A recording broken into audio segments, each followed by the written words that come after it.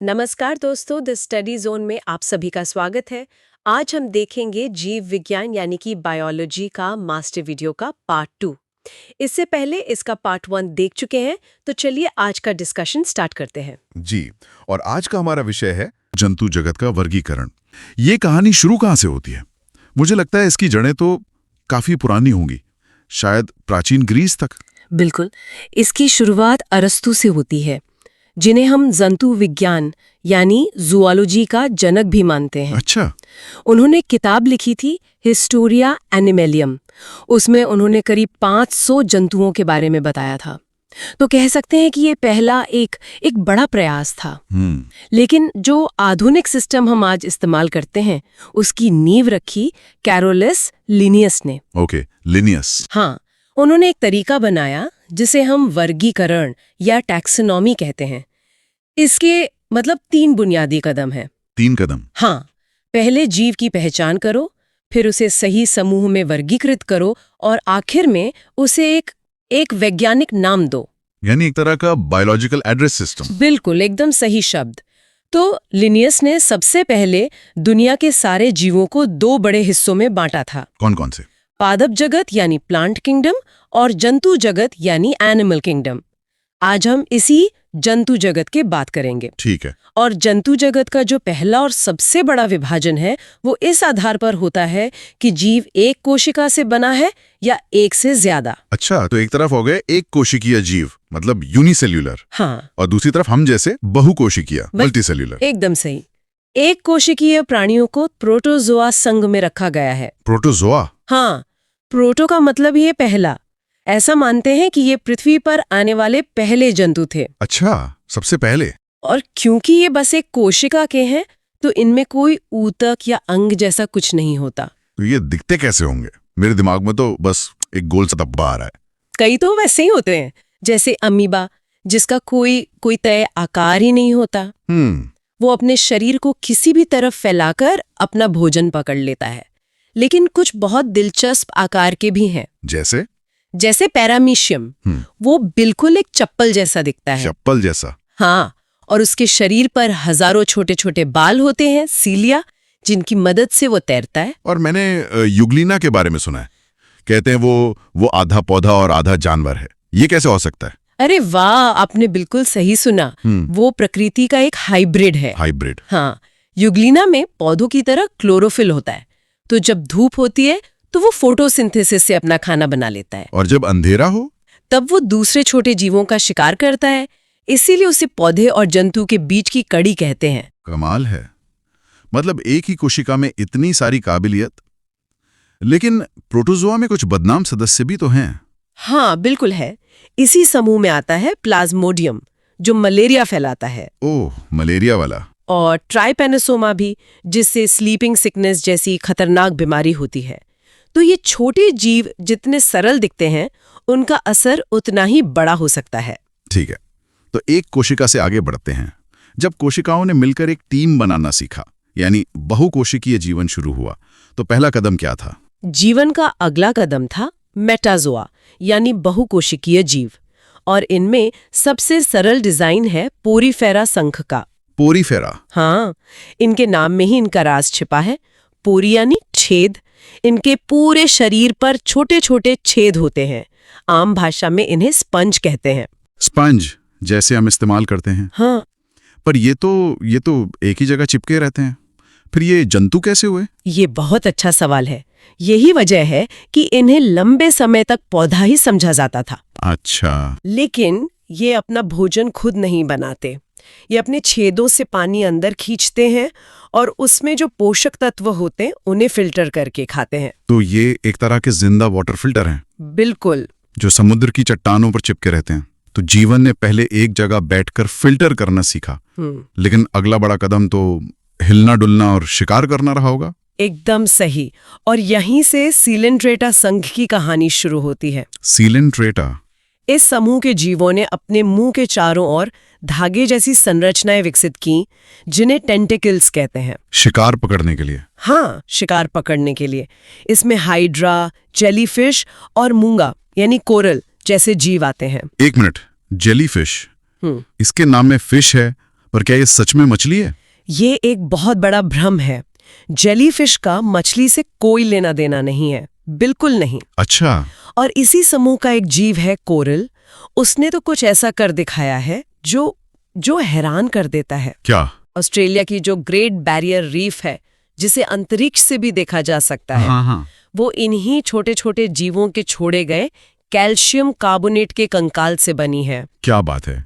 मतलब लाखों सालों तक छोटे छोटे जीवों ने मिलकर दुनिया का सबसे बड़ा जीवित ढांचा बना दिया। बिल्कुल। अब मुझे लगता है हम उन जीवों की तरफ बढ़ रहे हैं जिन्हें हम आमतौर पर कीड़े या कृमि कह देते हैं, पर विज्ञान की नज़र में ये सब एक जैसे तो नहीं होंगे। आप बिल्कुल सही हैं।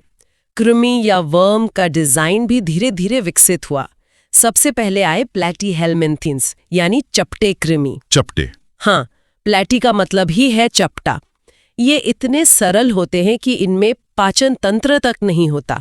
ये परपोषी होते हैं और दूसरे जीवों के शरीर में रहकर उनका पचाया भोजन सोखते हैं। जैसे कि फीताकृमि या टेपवर्म, इसका तो नाम ही डरावना है। हाँ, फीताकृमि इसका सबसे कुख्यात उदाहरण है। तो चपटे डिजाइन के बाद विकास ने एक और आकार आजमाया, गोल, और यहां से आए एस्केल्मिन्थीज यानी गोल कृमि। इनका शरीर नूडल्स की तरह लंबा और गोल होता है। ओके। इनमें से भी कुछ, जैसे एस्केरिस, इंसानों की आंतों में पाए जाते हैं। और फिर इस डिजाइन में कोई और सुधार हुआ होगा? हाँ, अगला बड़ा सुधार था शरीर को खंडों यानी सेगमेंट्स में बांटना। ये हुआ एनिलिडा संघ में। एनिलिडा? इनका शरीर कई गोल गोल छल्लों को जोड़कर बना होता है। इसका सबसे अच्छा उदाहरण है केंचुआ। अर्थवर्म? हाँ, उसके शरीर के खंड उसे जमीन में आसानी से रेंगने में मदद करते हैं, इसीलिए उसे किसान का मित्र भी कहते हैं। तो चपटा, फिर गोल और फिर खंडों वाला शरीर। हाँ। ये तो शरीर के डिजाइन की एक पूरी कहानी है। हाँ। पर अगर हम जंतु जगत के असली विजेताओं की बात करें, मतलब जिन्होंने हर जगह अपना परचम लहराया है, हाँ, तो वो कौन है? बिना किसी शक के वे हैं आर्थ्रोपोडा। आर्थ्रोपोडा? हाँ, आप सोचिए, पृथ्वी पर मौजूद हर 3 जंतुओं में से 2 इसी समूह के हैं।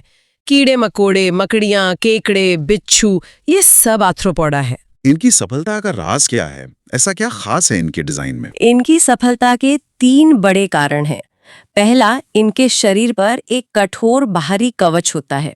एक्सोस्केलेटन? हाँ, एक्सोस्केलेटन, जो इनकी सुरक्षा करता है। दूसरा, इनका शरीर खंडों में बटा होता है। और तीसरा, इनके पैर जोड़ों वाले होते हैं। अच्छा। जिससे ये हर तरह की सतह पर चल सकते हैं, उड़ सकते हैं, तैर सकते हैं। इसी वजह से इन्होंने जमीन, पानी और हवा हर जगह कब्जा कर लिया। एक मिनट, आपने कहा मकड़ियां भी इसी समूह में हैं? मैं तो हमेशा मकड़ी को कीड़ा ही समझता था। ये एक आम हालतफहमी है। वैज्ञानिक तौर पर मकड़ियां कीट यानी इंसेक्ट नहीं है। तो फिर क्या है? इसका एक आसान सा नियम है।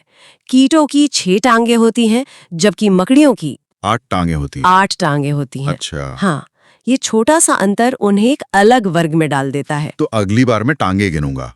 तो एक तरफ ये कठोर कवच वाले आर्थ्रोपोडा है, तो दूसरी तरफ नरम शरीर वाले जीव भी तो हैं, जैसे घोंगा या ऑक्टोपस। बिल्कुल। वे आते हैं मोलस्का संघ में, जो जंतु जगत का दूसरा सबसे बड़ा संघ है। मोलस्का? मोल का मतलब ही होता है मुलायम। इनके नरम शरीर की सुरक्षा के लिए अक्सर इनके ऊपर कैल्शियम कार्बोनेट का एक कठोर कवच होता है, जैसे घोंघे या सीप में। और ऑक्टोपस, उसके पास तो कोई कवच नहीं होता? सही कहा। ऑक्टोपस ने कवच को छोड़कर बुद्धि का विकास किया। वो अपने नरम शरीर को कहीं भी छिपा सकता है और शिकारियों को धोखा दे सकता है। उसे डेविल फिश भी कहते हैं ना? हाँ, शायद। उसकी 8 भुजाओं और रहस्यमयी स्वभाव के कारण।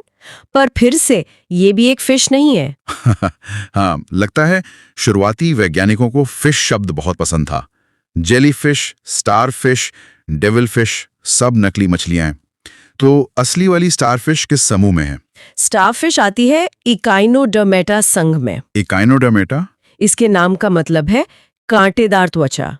इस समूह के सभी जीव समुद्री होते हैं और इनकी त्वचा पर कांटे जैसी संरचना होती है।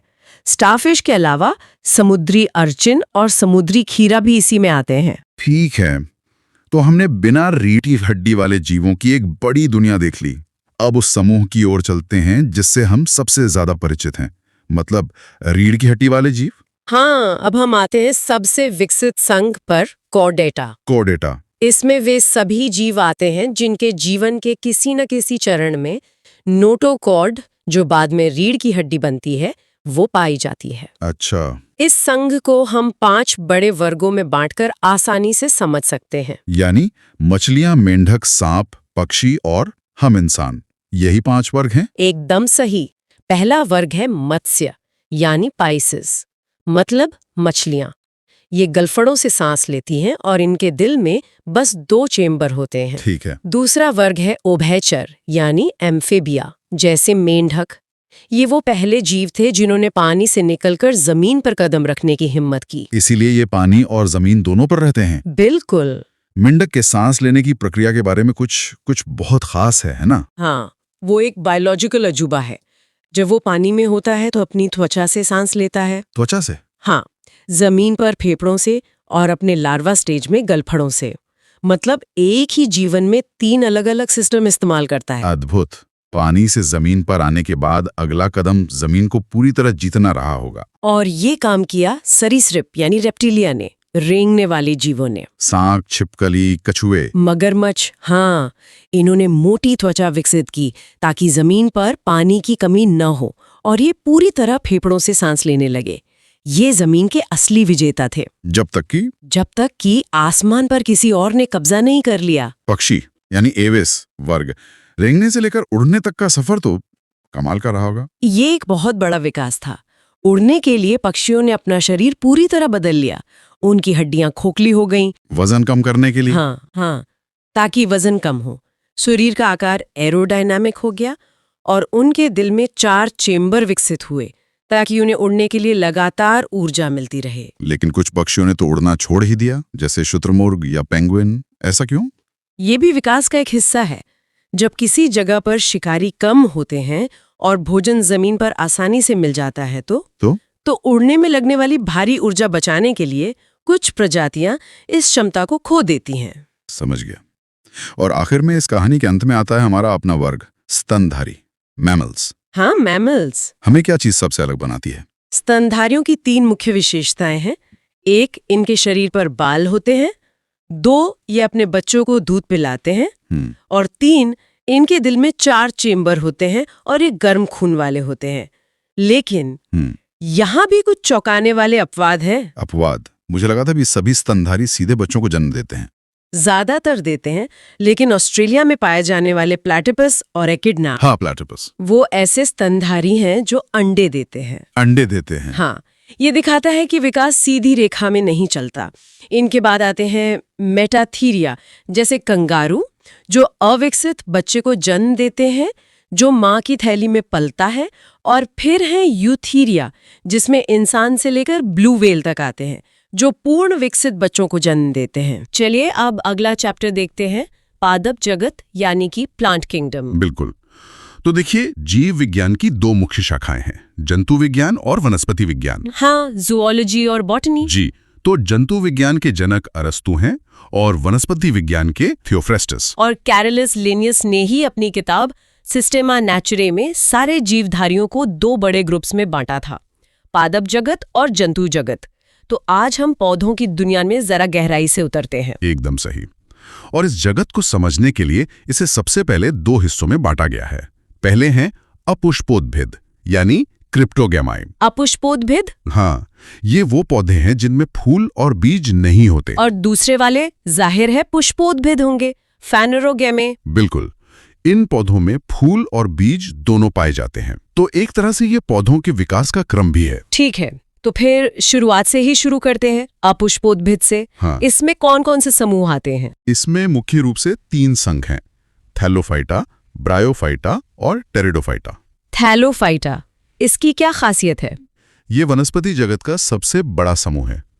इन पौधों का शरीर, मतलब आप उसमें जड़, तना और पत्तियां अलग अलग नहीं बता सकते। अच्छा, सब एक जैसा ही होता है? हाँ, एक थैले जैसा। और सबसे जरूरी बात, इनमें संवहन ऊतक नहीं होते हैं। संवहन ऊतक मतलब वैस्कुलर टिश्यू। आप जाइलम और फ्लोएम की बात कर रहे हैं? जी वही, जाइलम जो जड़ों से पानी और मिनरल्स को पत्तियों तक पहुंचाता है। और फ्लोएम जो पत्तियों में बने खाने को पौधे के बाकी हिस्सों तक पहुंचाता है। एकदम सही। ये दोनों ही सिस्टम थैलोफाइटा में नहीं होते। तो ये तो बहुत ही बेसिक पौधे हुए। इनके उदाहरण क्या हैं?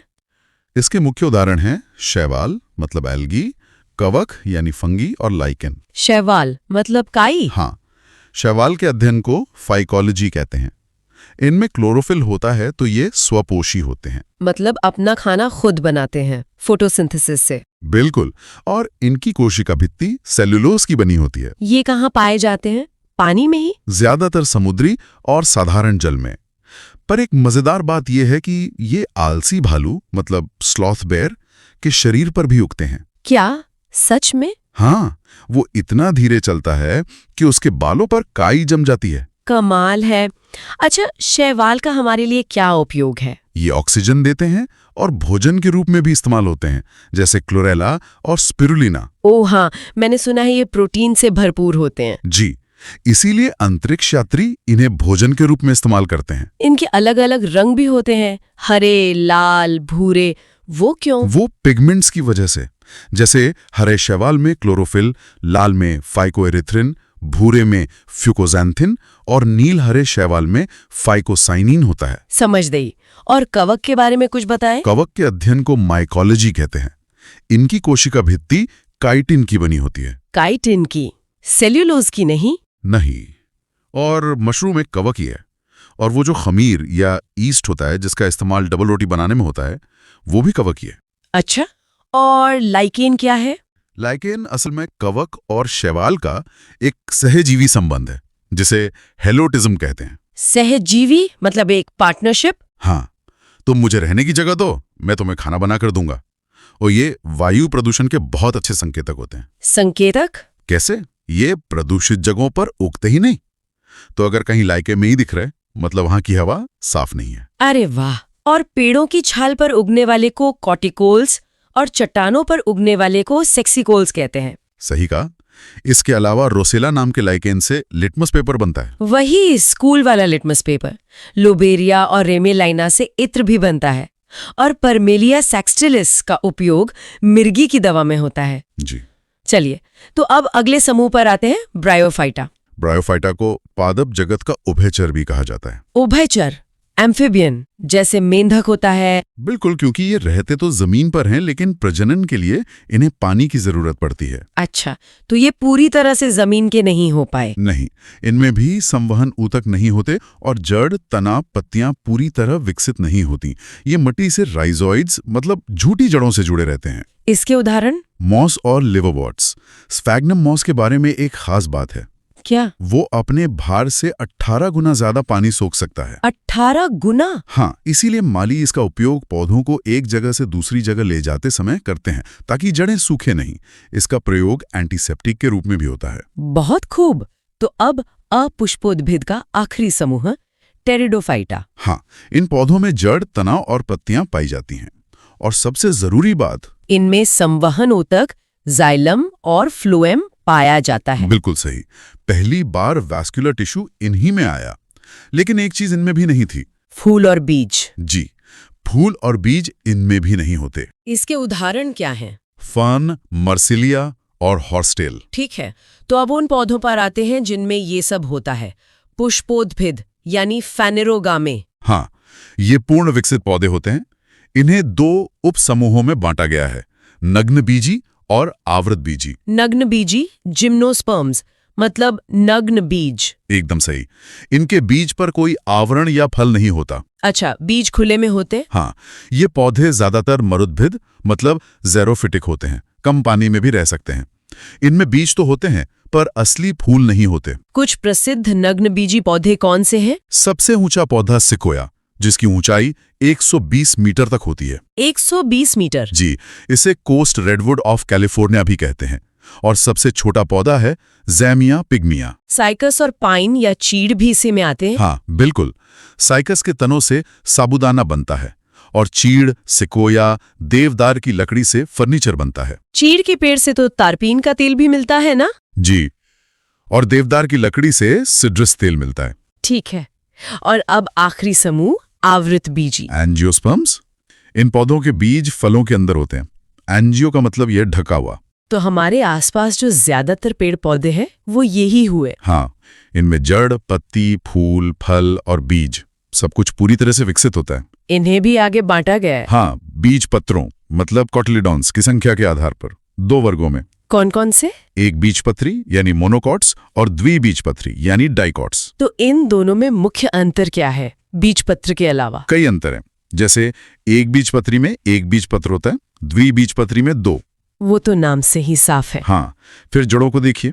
एक बीजपत्री में रेशेदार मतलब फाइब्रस जड़ें होती हैं, एक गुच्छे जैसी। और द्विबीजपत्री में? उनमें मूसला यानी टैपरूट जड़ें होती हैं, एक मुख्य मोटी जड़। पत्तियों में भी कोई फर्क होता है? बिल्कुल, एक बीजपत्री की पत्तियों में समानांतर शिराएं होती हैं, पैरेलल वीनेशन, जैसे केले या गेहूं के पत्ते में। अच्छा, सीधी सीधी लाइनें। जी, जबकि द्विबीजपत्री में एक जाल जैसी शिराएं होती हैं, रेटिकुलेट वीनेशन, जैसे आम के पत्ते में। और फूलों से भी पहचान हो सकती है। हाँ, एक बीजपत्री में फूलों की पंखुड़ियां 3 या उसके गुणांक में होती हैं, 3, 6, 9। और द्विबीजपत्री में? 4 या 5 के गुणांक में। एकदम सही। वाह, तो इनके कुछ जरूरी उदाहरण भी बता दीजिए जो अक्सर परीक्षाओं में पूछे जाते हैं। जरूर। एक बीजपत्री यानी मोनोकॉट के उदाहरण हैं गेहूं, मक्का, चावल, ज्वार, बाजरा। मतलब ज्यादातर अनाज। हाँ, और इनके अलावा बांस, गन्ना, लहसुन, प्याज और सुपारी भी मोनोकॉट हैं। और द्विबीजपत्री के? द्विबीजपत्री या डाइकॉट के उदाहरण हैं सरसों, सूरजमुखी, मूली, शलगम, सेब, संतरा और नींबू। तना यानी स्टेम, पौधे का वो हिस्सा जो जमीन और पानी से दूर ऊपर की तरफ बढ़ता है। मतलब प्रकाश की ओर। हाँ बिल्कुल, प्रकाश की तरफ। इसीलिए इसे कहते हैं धनात्मक प्रकाशानुवर्ती। और गुरुत्वाकर्षण के विपरीत यानी ऋणात्मक गुरुत्वानुवर्ती। एकदम सही। और पानी से भी दूर तो ऋणात्मक जलानुवर्ती भी। तो तने का मुख्य काम क्या है? मतलब ये सिर्फ पौधे को सीधा ही रखता है? नहीं, सीधा रखना तो एक काम है, ये पौधे को यांत्रिक मजबूती देता है, लेकिन इसका सबसे जरूरी काम है ट्रांसपोर्टेशन का। ट्रांसपोर्टेशन? हाँ, ये एक हाईवे की तरह है। ये जड़ों से पानी और खनिज पत्तियों तक पहुंचाता है और पत्तियों में जो भोजन बनता है उसे पौधे के बाकी हिस्सों तक। अच्छा।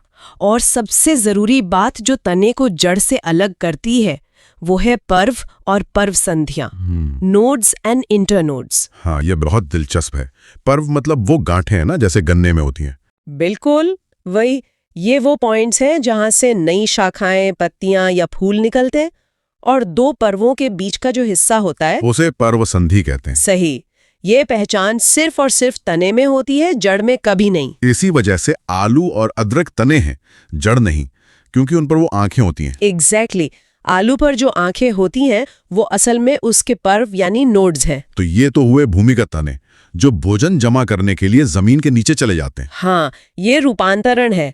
आलू एक कंद मतलब ट्यूबर है। अदरक और हल्दी जो जमीन के नीचे साइडवेज मतलब क्षैतिज रूप से फैलते हैं, वो प्रकंद या राइजोम कहलाते हैं। करेक्ट। और फिर आता है प्याज और लहसुन, वो शल्ककंद या बल्ब है। उनकी परतें असल में पत्तियां होती हैं। हाँ, मांसल पत्तियां जो भोजन जमा करती हैं। और एक चौथा प्रकार भी है, घन कंद, कॉर्म, जैसे जिमीकंद और अरबी। ये जमीन के नीचे सीधे मतलब वर्टिकली बढ़ते हैं। बहुत अच्छे। ये तो हुए भूमिगत तने। अब कुछ तने ऐसे भी हैं जो आधे जमीन पर और आधे हवा में होते हैं, अर्धवायवीय तने, सब एरियल स्टेम्स। हाँ। इसका सबसे अच्छा उदाहरण है दूब घास। अच्छा, वो जो लॉन में फैल जाती है? हाँ, वो जमीन की सतह पर ही फैलती जाती है। उसे कहते हैं ऊपरी भूस्तारी या रनर। जहां जहां उसकी गांठ जमीन को छूती है वहां से नई जड़ें निकल आती हैं। तभी वो इतनी तेजी से फैलती है। बिल्कुल। इसी तरह पुदीना होता है, अंतः भूस्तारी, सकर। वो पहले जमीन के अंदर बढ़ता है और फिर तिरछा होकर बाहर निकल आता है। और पानी में भी ऐसा कुछ होता है? हाँ, जलीय पौधों में, जैसे जलकुंभी, उसे भूस्तारिका या ऑफसेट कहते हैं। वो भी रनर की तरह ही पानी की सतह पर फैलता है। ये तो कमाल है। लेकिन सबसे अनोखे रूपांतरण तो शायद वायवीय तनों में होते हैं, जो पूरी तरह हवा में है। हाँ, वहां तो प्रकृति की इंजीनियरिंग देखने लायक है। जैसे रेगिस्तान में नागफनी, कैक्टस। हाँ, उसमें तो पत्तियां होती ही नहीं, सिर्फ कांटे होते हैं। असल में वो कांटे ही उसकी पत्तियां हैं। क्या? हाँ, पानी बचाने के लिए पत्तियां कांटों में बदल गईं। तो अब सवाल उठा, फोटोसिंथेसिस कौन करेगा, भोजन कौन बनाएगा? तो तने ने ये जिम्मेदारी ले ली। बिल्कुल, तना चपटा, हरा और पत्ती जैसा हो गया और खुद प्रकाश संश्लेषण करने लगा। इस चपटे तने को पर्णकाय स्तंभ या फाइलोक्लेट कहते हैं। वाह, मतलब जो हमें कैक्टस की पत्ती दिखती है वो असल में उसका तना है। सही। और नींबू या बोगनविलिया में जो कांटे होते हैं वो पौधे की सुरक्षा के लिए होते हैं। वो क्या है? वो कक्षस्थ कलिकाओं का रूपांतरण है, थॉर्न कहलाते हैं। और बेल वाले पौधों में वो स्प्रिंग जैसी चीज जो सहारे के लिए होती है, उसे स्तंभ प्रतान या स्टेम टेंड्रिल कहते हैं। ये भी कलिकाओं से ही बनती हैं। कद्दू, लौकी, अंगूर, इन सब में ये कमजोर तने को ऊपर चढ़ने में मदद करती हैं। कमाल है, पौधे का हर हिस्सा कितनी तरह से खुद को ढाल लेता है। चलिए अब तने से आगे बढ़कर उस हिस्से पर आते हैं जहां पौधे का भोजन बनता है। पत्ती, लीफ। हाँ, पौधे की भोजन की फैक्ट्री। बिल्कुल, इसे पौधे की किचन कह सकते हैं। इसका हरा रंग क्लोरोफिल की वजह से होता है और यही क्लोरोफिल सूरज की रोशनी को भोजन में बदलता है, प्रकाश संश्लेषण की प्रक्रिया से। हाँ, और इसकी सतह पर बहुत छोटे छोटे छेद होते हैं, स्टोमाटा, रंध्र। हाँ, ये गैसों के आदान प्रदान के लिए होते हैं ना, एकदम। कार्बन डाइऑक्साइड अंदर लेने और ऑक्सीजन बाहर छोड़ने के लिए। ये पौधे की नाक की तरह काम करते हैं। अगर हम पत्ती की बनावट देखें तो उसके 3 मुख्य भाग होते हैं। हाँ, मोटे तौर पर 3। पहला पर्णाधार, लीफ बेस, जिससे पत्ती तने से जुड़ती है। ठीक है। दूसरा है पर्णवृंत यानी पेच्योल, वो डंठल वाला हिस्सा। और तीसरा है पत्रफलक या लैमिना। लैमिना मतलब पत्ती का वो चौड़ा चपटा हरा वाला हिस्सा। हाँ, और इसी लैमिना के अंदर नसों का एक जाल होता है, शिराएं या वेन्स। मैंने देखा है कि कुछ पत्तियों में ये शिराएं एक जाल बनाती हैं और कुछ में सीधी लाइनें होती हैं। बहुत बड़ी ऑब्जर्वेशन है। ये शिराविन्यास मतलब वेनेशन कहलाता है। जब शिराएं जाल बनाती हैं जैसे पीपल या आम के पत्ते में, तो उसे जालिकावत कहते हैं, रेटिक्यूलेट। और ये द्विबीजपत्री पौधों में होता है। सही। और जब शिराएं एक दूसरे के समानांतर चलती हैं जैसे गेहूं, केला या धान के पत्ते में, तो उसे समानांतर या पैरेलल कहते हैं। और ये एक बीजपत्री पौधों की पहचान है। बिल्कुल। अच्छा, एक और चीज, आम की पत्ती तो एक होती है, लेकिन नीम की पत्ती में एक डंडी पर बहुत सारी छोटी छोटी पत्तियां होती हैं। हाँ, ये पत्तियों के प्रकार हैं। आम की पत्ती एक सरल पत्ती, सिंपल लीफ है, उसका लैमिना एक ही होता है, कटा हुआ नहीं। और नीम की? नीम की वो पूरी एक डंडी, असल में एक ही पत्ती है। सच में? हाँ, उसे संयुक्त पत्ती, कंपाउंड लीफ कहते हैं। और जो छोटी छोटी पत्तियां हमें दिखती हैं वो असल में पर्णक या लीफलेट्स हैं। लैमिना का कटाव इतना गहरा होता है कि वो मध्य शिरा तक पहुंच जाता है और उसे कई पर्णकों में बांट देता है। ये तो बहुत ही दिलचस्प है। तो क्या पत्तियों ने भी तने की तरह कुछ अनोखे रूपांतरण किए हैं? बिल्कुल किए हैं। कुछ पत्तियां तो शिकारी तक बन गई हैं। शिकारी? मांसाहारी पौधे। हाँ, कीटभक्षी, इंसेक्टिवोरस। ये ऐसी मिट्टी में उगते हैं जहां नाइट्रोजन की कमी होती है, तो अपनी नाइट्रोजन की जरूरत पूरी करने के लिए ये कीड़े मकोड़े खाते हैं। जैसे कि घटपर्णी, पिचर प्लांट सबसे अच्छा उदाहरण है। उसकी पत्ती एक घड़े या पिचर के आकार में बदल जाती है। कीड़े आकर्षित होकर अंदर गिरते हैं और फिर पौधा उन्हें पचा लेता है। ये भारत में भी मिलता है। हाँ, मेघालय में पाया जाता है। और वीनस फ्लाई ट्रैप? वो भी एक उदाहरण है। डायोनिया, उसकी पत्ती एक जबड़े की तरह होती है जो कीड़े के बैठते ही बंद हो जाती है। कमाल है। और चढ़ने में मदद करने के लिए भी पत्तियां बदलती हैं? हाँ, जैसे मटर में।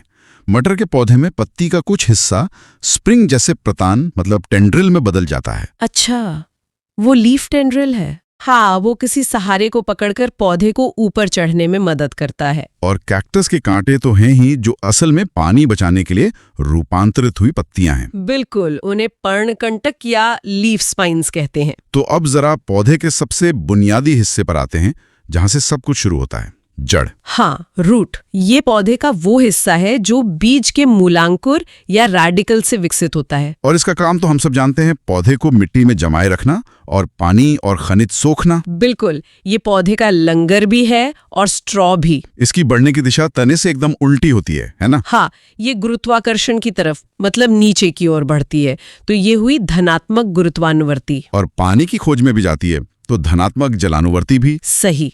लेकिन रोशनी से दूर अंधेरे की तरफ, इसलिए ऋणात्मक प्रकाशानुवर्ती। जड़ के सिरे पर एक कैप भी होती है, मैंने पढ़ा है, रूट कैप। हाँ, मूल गोप, वो बहुत जरूरी है। जब जड़ कठोर मिट्टी में अपना रास्ता बनाती है तो ये कैप उसके नाजुक सिरे को घिसने से बचाती है, एक हेलमेट की तरह। और पानी सोखने का असली काम कौन करता है? वो करते हैं मूल रोम, रूट हेयर्स। ये जड़ के सिरे के ठीक पीछे होते हैं, लाखों पतले पतले धागे जैसे। तो क्या सभी जड़ें एक जैसी होती हैं या इनके भी प्रकार हैं? नहीं, मुख्य रूप से 2 तरह की होती हैं। पहली है मूसला जड़, टैप रूट। इसमें एक मुख्य मोटी जड़ होती है। हाँ, जो सीधे नीचे जाती है और फिर उससे पतली पतली शाखाएं निकलती हैं। ये ज्यादातर द्विबीजपत्री पौधों में मिलती हैं, जैसे चना, मटर, आम। और दूसरी है रेशेदार जड़, फाइब्रस रूट। इसमें कोई एक मुख्य जड़ नहीं होती। अच्छा, मतलब एक गुच्छे की तरह होती हैं। हाँ, तने के आधार से ही हजारों पतली जड़ें एक गुच्छे के रूप में निकलती हैं। ये एक बीजपत्री पौधों की पहचान है, जैसे गेहूं, चावल, घास। तभी घास को उखाड़ना इतना मुश्किल होता है। बिल्कुल, क्योंकि उसकी जड़ें मिट्टी को एक जाल की तरह जकड़ लेती हैं। लेकिन मैंने बरगद के पेड़ पर भी जड़ें देखी हैं जो टहनियों से नीचे लटकती हैं। वो एक तीसरा प्रकार है, अपस्थानिक जड़ें, एडवेंटिशियस रूट्स। ये कौन सी जड़ें हैं? ये वो जड़ें हैं जो मूलांकुर से नहीं बल्कि पौधे की किसी और हिस्से से निकलती हैं, जैसे तने या शाखाओं से। अच्छा, बरगद वाली जड़ें इसी में आती हैं। हाँ, वो इसका सबसे अच्छा उदाहरण है। उन्हें स्तंभ मूल या प्रॉप रूट्स कहते हैं। वो शाखाओं से निकलकर नीचे जमीन तक जाती हैं और उस विशाल पेड़ को खंभों की तरह सहारा देती हैं। और मक्का या गन्ने में भी मैंने देखी हैं, तने के निचले हिस्से से तिरछी जड़ें निकलती हैं। उन्हें अवस्तंभ मूल या स्टिल्ट रूट्स कहते हैं। वो भी पतले तने को अतिरिक्त सहारा देने के लिए होती हैं। अब बात करते हैं उन जड़ों की जिन्हें हम खाते हैं, गाजर, मूली, शलगम। ये जड़ों का रूपांतरण है भोजन संग्रह के लिए। ये पौधे का गोदाम है। इनके आकार भी अलग अलग होते हैं। हाँ, जैसे मूली जो बीच में मोटी और किनारों पर पतली होती हैं, उसे तरकरूपी या फ्यूजीफॉर्म कहते हैं। और गाजर जो शंकु के आकार की होती है, उसे शंकुरूपी या कोनिकल कहते हैं। और शलगम या चुकंदर जो ऊपर से गोल और नीचे अचानक पतले हो जाते हैं, वो कुंभी रूपी यानी नैपी फॉर्म कहलाते हैं। वाह! और कोई खास तरह की जड़? एक और बहुत ही अनोखी जड़ है श्वसन मूल, न्यूमैटोफोर्स। ये क्या करती है? ये दलदली इलाकों में उगने वाले मैंग्रोव पौधों में मिलती हैं, जैसे राइजोफोरा। वहां की मिट्टी में ऑक्सीजन की बहुत कमी होती है। तो ये जड़ें सांस लेने के लिए जमीन से बाहर निकल आती हैं। हाँ बिल्कुल, ये ऊपर की ओर हवा में निकल आती हैं ताकि पौधा सांस ले सके। तो चलिए अब अगला चैप्टर देखते हैं, फूल और फल की संरचना। सबसे पहले फूल के बारे में बात करते हैं। बिल्कुल, फूल जो है वो असल में पौधे के प्रजनन अंग हैं। हाँ, मतलब सिर्फ सुंदर दिखने के लिए नहीं है, इनसे ही आगे फल और बीज बनते हैं। सही कहा। और इनके मुख्य रूप से 4 भाग होते हैं। 4 भाग? हाँ, बाह्य दलपुंज, पुमंग और जायांग। पहले 2 सहायक हैं और आखिरी 2 मुख्य प्रजनन अंग। ठीक है, तो इसे नीचे से ऊपर की तरफ समझते हैं एक एक करके। सबसे अच्छा तरीका है। तो एकदम नीचे जहां से फूल जुड़ा होता है वो फूला हुआ हिस्सा है पुष्पासन, थैलेमस। अच्छा, मतलब एक तरह का प्लेटफॉर्म जिस पर पूरा फूल टिका है। बिल्कुल। अब इस प्लेटफॉर्म के ऊपर पहला घेरा आता है हरी पंखुड़ियों का। ये तो मैंने देखी हैं, कली के बाहर जो होती हैं। हाँ, वही। इन्हें बाह्य दलपुंज या केलेक्स कहते हैं। इनका काम है कली को बचाना। एक तरह है बॉडीगार्ड। हाँ, कह सकते हैं। और इसकी हर एक पत्ती को सेपल कहते हैं। सेपल, ठीक है। तो बॉडीगार्ड के बाद आती हैं रंगीन पंखुड़ियां, दलपुंज या कोरोला। ये फूल का सबसे आकर्षक हिस्सा है। और इसकी एक पंखुड़ी को पेटल कहते हैं, है ना? सही। और इनका रंग, इनकी खुशबू, ये सब कीड़ों को बुलाने के लिए एक तरह का विज्ञापन है। परागण के लिए। हाँ, परागण के लिए ये कीड़ों को आकर्षित करते हैं। तो ये हो गए सहायक हिस्से। हिस्से अब आते हैं प्रजनन भागों पर। हाँ, अब आते हैं पुमंग पर, एंड्रोसियम। यह फूल का नर जनन भाग है। और इसकी इकाई को कहते हैं पुंकेसर, स्टेमन। पुंकेसर। हाँ, और पुंकेसर के भी 2 भाग होते हैं। एक वो पतला सा डंठल, जी, उसे कहते हैं पुतंतु या फिलामेंट, और उसके ऊपर होता है पराग कोश, एंथर। अच्छा, और इसी पराग कोश के अंदर वो परागकण होते? एकदम सही, पॉलन ग्रेन्स। यही नर युग्मक यानी मेल गैमेट होते हैं। समझ गया। तो ये तो नर भाग हो गया। अब आते हैं फूल के केंद्र में मादा जनन भाग पर। जायांग, गाइनोइसियम। जायांग। और इसकी इकाई को कहते हैं स्त्री केसर या पिस्टल। ठीक है, बताइए। सबसे नीचे वो जो फूला हुआ हिस्सा है वो है अंडाशय, ओवरी। इसी के अंदर होते हैं बीजांड यानी ओव्यूल्स, जो मादा युग्मक है। ठीक है, और उसके ऊपर? अंडाशय से ऊपर एक पतली नली जैसी संरचना निकलती है, वो है वर्तिका या स्टाइल। और सबसे ऊपर वो चिपचिपा सा हिस्सा होता है? वर्तिकाग्र, स्टिग्मा। बहुत बढ़िया, उसका चिपचिपा होना ही जरूरी है ताकि परागकण उस पर चिपक सके। बिल्कुल, यहीं से परागण की प्रक्रिया शुरू होती है। मतलब परागकणों का परागकोश से निकलकर इस वर्तिकाग्र तक पहुंचना ही परागण यानी पॉलिनेशन है। हाँ, और इसके बाद होता है निषेचन, फर्टिलाइजेशन। वो कैसे? जब परागकण वर्तिकाग्र पर आता है तो वो वर्तिका से होता हुआ अंडाशय तक पहुंचता है और बीजांड से मिल जाता है। बस इसी को निषेचन कहते हैं। अच्छा, अब ये जो परागण है इसके भी तो प्रकार होते हैं? हाँ, मुख्य रूप से दो, स्वपरागण और परपरागण। स्वपरागण मतलब? सेल्फ पॉलिनेशन, जब परागण उसी फूल में या उसी पौधे के दूसरे फूल पर हो जाए। मतलब घर की बात घर में ही रह गई। हाँ, कुछ ऐसा ही। इसमें एक होता है ऑटोगेमी, जो एक ही फूल के अंदर होता है, और दूसरा है जिटोनोगेमी। इसमें पौधा तो एक ही होता है पर फूल अलग अलग होते हैं। ठीक है। और परपरागण, क्रॉस पॉलिनेशन। उसमें परागण एक पौधे के फूल से उसी जाति के दूसरे पौधे के फूल पर होता है। इसके लिए तो किसी की मदद चाहिए होगी, कोई एजेंट। बिल्कुल, और इन एजेंट से जुड़े सवाल परीक्षाओं में बहुत आते हैं। अच्छा, जैसे हवा से परागण को कहते हैं एनिमोफिली। एनिमोफिली, जैसे गेहूं में। हाँ, जल द्वारा परागण को हाइड्रोफिली कहते हैं, पक्षियों द्वारा ऑर्निथोफिली, और चमगादड़ से भी होता है, उसे कहते हैं कायरैप्टेरोफिली। अरे वाह, चमगादड़ से भी? जी, और जो सबसे आम है कीड़ों द्वारा, उसे कहते हैं एंटोमोफिली। और एक घोंगे वाला भी सुना था मैंने, मेलेकोफिली। हाँ, गजब। वैसे दुनिया का सबसे बड़ा फूल कौन सा है? रेफ्लेसिया, और सबसे छोटा वुल्फिया। रेफ्लेसिया, ठीक है। तो निषेचन हो गया, अब क्या होगा? अब अंडाशय विकसित होकर फल बन जाएगा और अंदर जो बीजांड थे वो बीज बन जाएंगे। और फलों के अध्ययन को क्या कहते हैं? पोमोलॉजी। ठीक है। तो फल की संरचना की बात करते हैं। आम का उदाहरण लेते हैं। हाँ, वो सबसे आसान रहेगा। तो देखिए, फल के दो मुख्य भाग हैं, फल भित्ति और बीज। फल भित्ति, पेरिकाप। हाँ, इसके 3 स्तर होते हैं। आम का जो बाहरी छिलका है जी, वो है बाह्य फल भित्ति या एपिकाप। फिर वो गूदा जिसे हम खाते हैं, वो है मध्य फल भित्ति, मीजोकाप। और अंदर की गुठली, वो है अंतः फल भित्ति, एंडोकाप। बीज उसके भी अंदर होता है। ये तो बहुत सीधा है। लेकिन मैंने ये सत्य फल और असत्य फल के बारे में भी सुना है, वो क्या है? हाँ, ये बहुत महत्वपूर्ण है। जो फल सिर्फ अंडाशय से विकसित हो वो सत्य फल है, ट्रू फ्रूट। जैसे आम, अमरूद। बिल्कुल। और जब फल बनने में अंडाशय के अलावा फूल का कोई और हिस्सा जैसे पुष्पासन भी भाग ले तो वो असत्य फल हुआ, फॉल्स फ्रूट। एकदम सही। और इसका सबसे जरूरी उदाहरण है सेब। सेब कैसे? हम सेब का जो हिस्सा खाते हैं वो असल में उसका फूला हुआ पुष्पासन है। अंडाशय तो बीज के कोर में होता है, जिसे हम फेंक देते हैं। अरे, मतलब हम सेब नहीं, फूला हुआ पुष्पासन खा रहे हैं। हाँ, टेक्निकली। ये तो बहुत ही दिलचस्प है। और एक और प्रकार था बिना निषेचन वाला, अनिषेक फल, पार्थेनोकार्पिक फ्रूट। ये बिना निषेचन के बनते हैं, इसलिए इनमें बीज नहीं होते। जैसे केला और अंगूर। हाँ, केला और कुछ किस्म के अंगूर। ठीक है। निर्माण के आधार पर भी तो प्रकार हैं। हाँ, 3 है।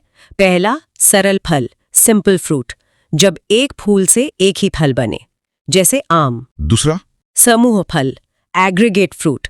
इसमें फूल एक होता है पर उससे कई छोटे छोटे फल गुच्छे में बनते हैं। इसका उदाहरण? स्ट्रॉबेरी, रसभरी। स्ट्रॉबेरी क्रम ही एक फल बन जाए, मतलब फूलों का गुच्छा, जैसे कटहल और अनानास। अच्छा, तभी उसके ऊपर वो खाने जैसे बने होते हैं। हाँ, हर खाना एक फूल था। अब आते हैं सबसे जरूरी हिस्से पर। फलों के खाने योग्य भाग। हाँ, यहाँ से सवाल जरूर बनते हैं। तो सेब का तो हमने जान लिया, हम पुष्पासन खाते हैं। और आम का? मध्य फल भित्ति। मीजोकप। पपीते का भी वही है। और अमरूद का? अमरूद में तो हम लगभग सब कुछ खा जाते हैं। हाँ, पूरी फल भित्ति और बिजांड। और केले में? छिलका छोड़कर, मतलब मध्य और अंताफल भित्ति। सही। अब सबसे खास नारियल, उसका पानी और गिरी क्या है? ये सवाल तो मैंने कई बार देखा है, बताइए। वो है भ्रूणपोष, एंडोस्पर्म। ये बीज के भ्रूण को पोषण देने के लिए बनता है। भ्रूणपोष मतलब हम उसका पोषक तत्व खा रहे हैं। बिल्कुल। कमाल है। और आखिर में गेहूं। गेहूं का दाना क्या है? वो भी एक फली है, एक सूखा सरद फल। इसे कैरियोप्सिस कहते हैं। अब अगला चैप्टर देखते हैं। चैप्टर का नाम है पादप ऊतक। तो सबसे पहले ऊतक होता क्या है? मेरा मतलब, हम कहते हैं कि कोशिकाएं जीवन की सबसे छोटी इकाई है, तो फिर ये ऊतक क्या है? बिल्कुल। देखिए, ऊतक मतलब समान कोशिकाओं का एक ग्रुप, एक ऐसा समूह जो मिलकर कोई खास काम करता हो। अच्छा, मतलब कोशिकाओं की एक टीम। हाँ, एक टीम। और पौधों में मोटे तौर पर ये टीमें दो तरह की होती हैं। एक है विभाज्योत्की ऊतक, मतलब मेरिस्टोमैटिक टिश्यू, जिसमें कोशिकाएं लगातार डिवाइड होती रहती हैं, बढ़ती रहती हैं। ओके। और दूसरा है स्थायी ऊतक, यानी परमानेंट टिश्यू। हाँ। इसमें विभाजन की क्षमता वो खत्म हो जाती है। समझ गए। तो चलिए पहले विभाज्योत्की ऊतक को समझते हैं। इसका मेन काम तो फिर पौधे के आकार को बढ़ाना ही हुआ। हाँ, बिल्कुल। और ये पौधे में 3 खास जगहों पर होता है। पहला है शीर्षस्थ विभाज्योत्की ऊतक, मतलब एपिकल मेरिस्टेम। शीर्षस्थ, जैसा कि नाम से ही लग रहा है, ये पौधे के शीर्ष पर होगा। एग्जैक्टली। ये पौधे की चोटी पर और जड़ों के एकदम सिरों पर पाया जाता है। इसका सीधा सा काम है पौधे की लंबाई बढ़ाना। अच्छा, और दूसरा प्रकार कौन सा है? दूसरा है पार्श्व विभाज्योत्की ऊतक, लैटरल मेरिस्टम। इसका काम है तने और जड़ की मोटाई, मतलब उसकी गोलाई को बढ़ाना। ओके, तो एक लंबाई बढ़ा रहा है और दूसरा चौड़ाई। सही। और तीसरा है अंतर्वेशी विभाज्योत्की ऊतक, इंटरकैलरी मेरिस्टम। ये बहुत दिलचस्प है। वो कैसे? ये असल में शीर्षस्थ ऊतक का ही बचा हुआ हिस्सा है, और ये उन पौधों के लिए जरूरी है जिनके ऊपरी हिस्से को जानवर खा जाते हैं, जैसे घास। अच्छा, मतलब अगर कोई जानवर घास का ऊपरी सिरा खा ले? हाँ, तो इसी ऊतक की वजह से घास फिर से बढ़ जाती है। ये एक तरह का बैकअप है। वाह, ये तो बहुत ही स्मार्ट डिजाइन है। तो ये तो हो गए विभाज्योत्की ऊतक। अब आते हैं स्थायी ऊतक पर, जहां कोशिकाएं विभाजित नहीं होती। हाँ, ये भी 2 तरह के होते हैं। एक सरल ऊतक यानी सिंपल टिश्यू, और दूसरा जटिल ऊतक यानी कॉम्प्लेक्स टिश्यू। और इनमें क्या फर्क है? सरल ऊतक में बस एक ही टाइप की कोशिकाएं होती हैं, जबकि जटिल ऊतक में अलग अलग तरह की कोशिकाएं मिलकर एक टीम की तरह काम करती हैं। ठीक है।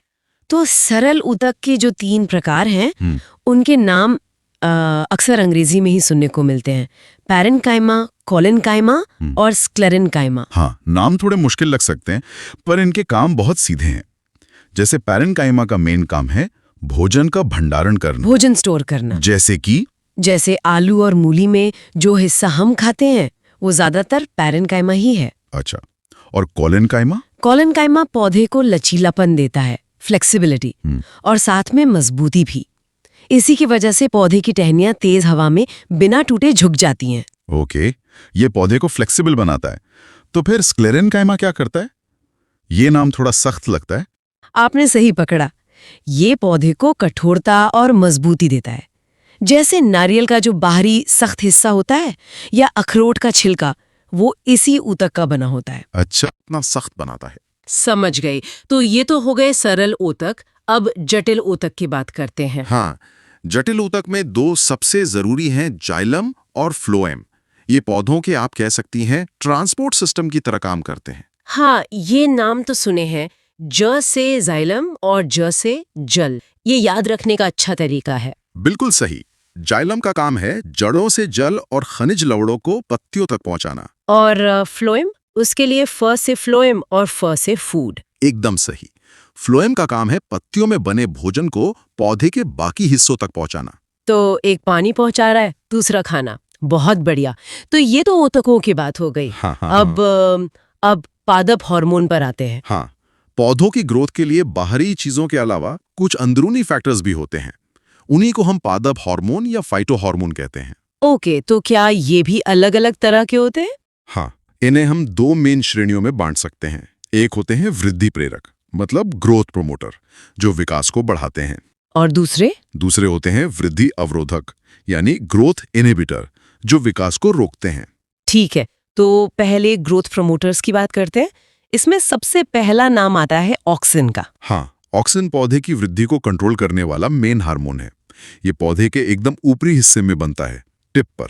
इसका एक बहुत ही इंटरेस्टिंग काम भी तो है कि ये पौधे को प्रकाश की तरफ झुका देता है। बिल्कुल, होता यह है कि जिस तरफ से रोशनी आती है, ऑक्सिन हार्मोन उससे दूसरी तरफ, मतलब अंधेरे वाली साइड में जमा हो जाता है। और फिर वो अंधेरे वाली साइड की कोशिकाओं को तेजी से बढ़ाता है, जिससे पौधा रोशनी की तरफ मुड़ जाता है। कमाल है। अच्छा, दूसरा हार्मोन है जिब्रेलिन।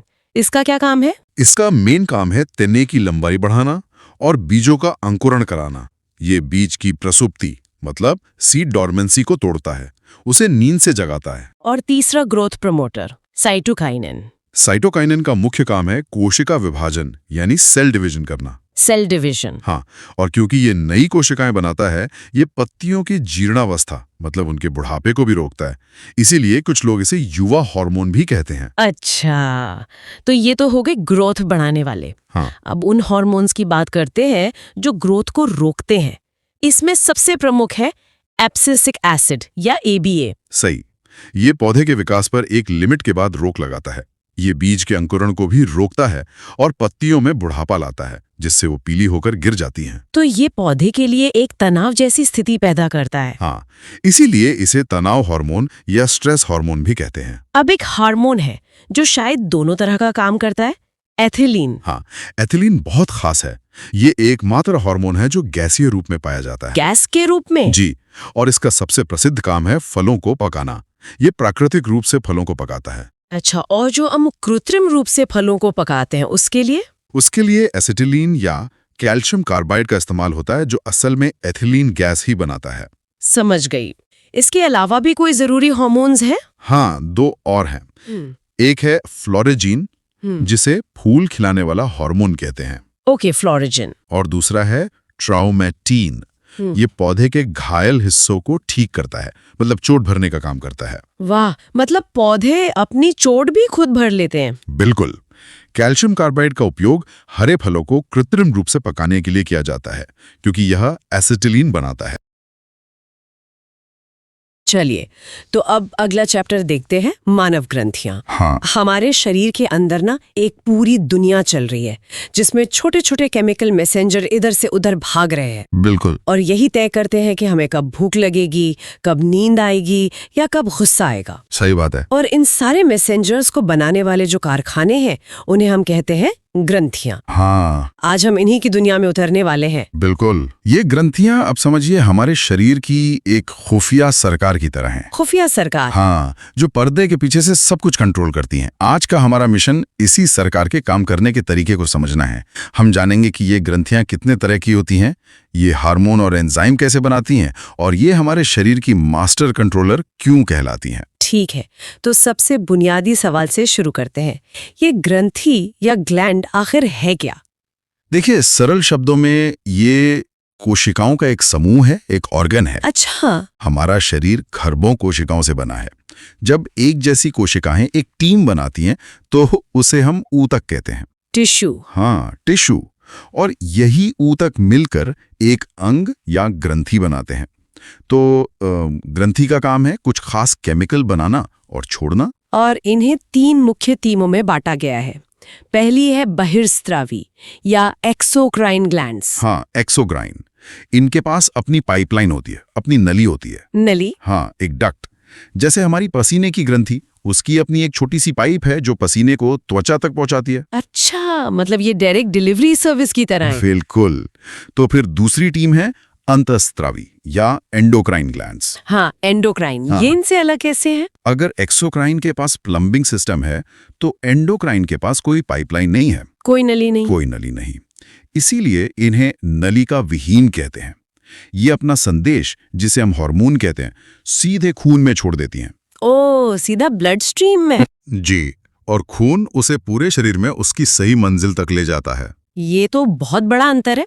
और तीसरी टीम है मिश्रित ग्रंथियां। मिक्स्ड ग्लैंड्स, ये शरीर के मल्टीटास्कर हैं।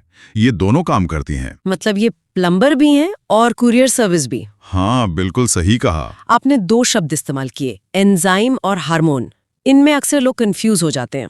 बहुत अच्छा सवाल है। देखिए, हार्मोन दूर तक भेजे जाने वाले संदेश हैं। मैसेज। हाँ, मैसेज। ये खून के जरिए यात्रा करते हैं और शरीर के दूसरे अंगों को बताते हैं कि उन्हें क्या करना है। वहीं एंजाइम्स जो हैं, वो काम करने वाले हैं। मतलब वर्कर। बिल्कुल, ये उत्प्रेरक होते हैं। ये किसी काम को तेजी से करवाते हैं, जैसे पेट में भोजन को पचाना। ये यात्रा नहीं करते, उसी जगह काम करते हैं जहां बनते हैं। और एक मजे की बात लिखी है कि खोजा गया पहला हार्मोन सिक्रेटिन था। और ये एक मोमेंट था विज्ञान के लिए। अच्छा। क्योंकि इससे पहले सबको लगता था कि शरीर का सारा कम्युनिकेशन दिमाग और नसों से होता है। सेक्रेटिन की खोज ने साबित किया कि हमारा शरीर केमिकल्स के जरिए भी बात करता है। इसने एंडोक्रिनोलॉजी की नींव रखी।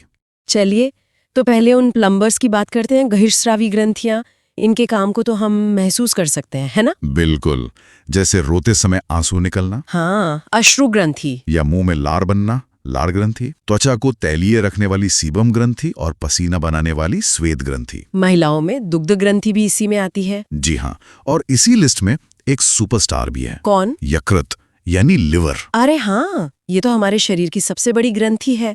वजन लगभग 1.5 से 2 किलो तक। बिल्कुल, ये हमारे शरीर की सबसे बड़ी केमिकल फैक्ट्री है। इसके सैकड़ों काम हैं, पर 2 मुख्य हैं। वो क्या है? पहला, ये पित्त यानी बाइल बनाता है, जो फैट को पचाने के लिए बहुत जरूरी है। और दूसरा? दूसरा, ये हमारे शरीर का डिटॉक्स सेंटर है। हम जो भी खाते पीते हैं, उसमें मौजूद हानिकारक पदार्थों को फिल्टर करके बाहर निकालने का काम यकृत ही करता है। ये तो बहुत जरूरी काम हुआ। जी हाँ, और इसमें खुद को ठीक करने की एक अविश्वसनीय क्षमता होती है। सच में? हाँ, यकृत हमारे शरीर का एकमात्र ऐसा अंग है जो खुद को दोबारा उगा सकता है। अगर इसका बड़ा हिस्सा भी काट दिया जाए तो ये कुछ ही हफ्तों में वापस अपने साइज में आ सकता है। अरे वाह, ये तो अद्भुत है। सचमुच। तो अब बात करते हैं उस खुफिया नेटवर्क की जो हमारे शरीर को अंदर से कंट्रोल करता है, और इसका हेडक्वार्टर हमारे दिमाग में है। एकदम सही। और उस हेडक्वार्टर में सबसे अहम है पिट्यूटरी ग्लैंड या पीयूष ग्रंथि। हाँ, इसे मास्टर ग्रंथि कहते हैं। पर क्यों? क्योंकि ये लगभग सभी दूसरी अंतःस्रावी ग्रंथियों को नियंत्रित करती है। पर असल में ये मास्टर से ज्यादा एक मिडिल मैनेजर है। मिडिल मैनेजर मतलब इसके ऊपर भी कोई बॉस है? बिल्कुल, इसका बॉस है हाइपोथैलेमस। अच्छा। हाइपोथैलेमस शरीर का सीईओ है। वो पीयूष ग्रंथि को ऑर्डर देता है और मटर के दाने जितनी छोटी है ग्रंथि उन ऑर्डर्स को बाकी ग्रंथियों तक पहुंचाती है। वाह, इतनी छोटी और इतना बड़ा काम। तो ये किस तरह के संदेश भेजती है? इसके कई संदेश हैं। एक है एसटीएच यानी वृद्धि हार्मोन, जो शरीर को बताता है कि अब बड़े होने का समय है। अगर ये ज्यादा हो जाए तो इंसान की लंबाई बहुत ज्यादा बढ़ जाती है और कम रह जाए तो बौनापन हो जाता है। और दूसरे संदेश? एक संदेश है टीएसएच, जो थायराइड ग्रंथि को जगाता है। और महिलाओं में एक और खास संदेश है एलटीएच, जो शिशु के जन्म के बाद मां के शरीर को दूध बनाने का निर्देश देता है। और इसका भी बॉस हाइपोथैलेमस, उसे सुपर मास्टर ग्रंथि कहते हैं। वो क्या करता है? हाइपोथैलेमस हमारे शरीर के सबसे जरूरी फंक्शन कंट्रोल करता है, जैसे शरीर का तापमान, भूख, प्यास। मतलब जो हमारे जीने के लिए जरूरी है। बिल्कुल। दिमाग में एक तीसरी ग्रंथि भी है जो मुझे बहुत रहस्यमयी लगती है, पीनियल ग्रंथि।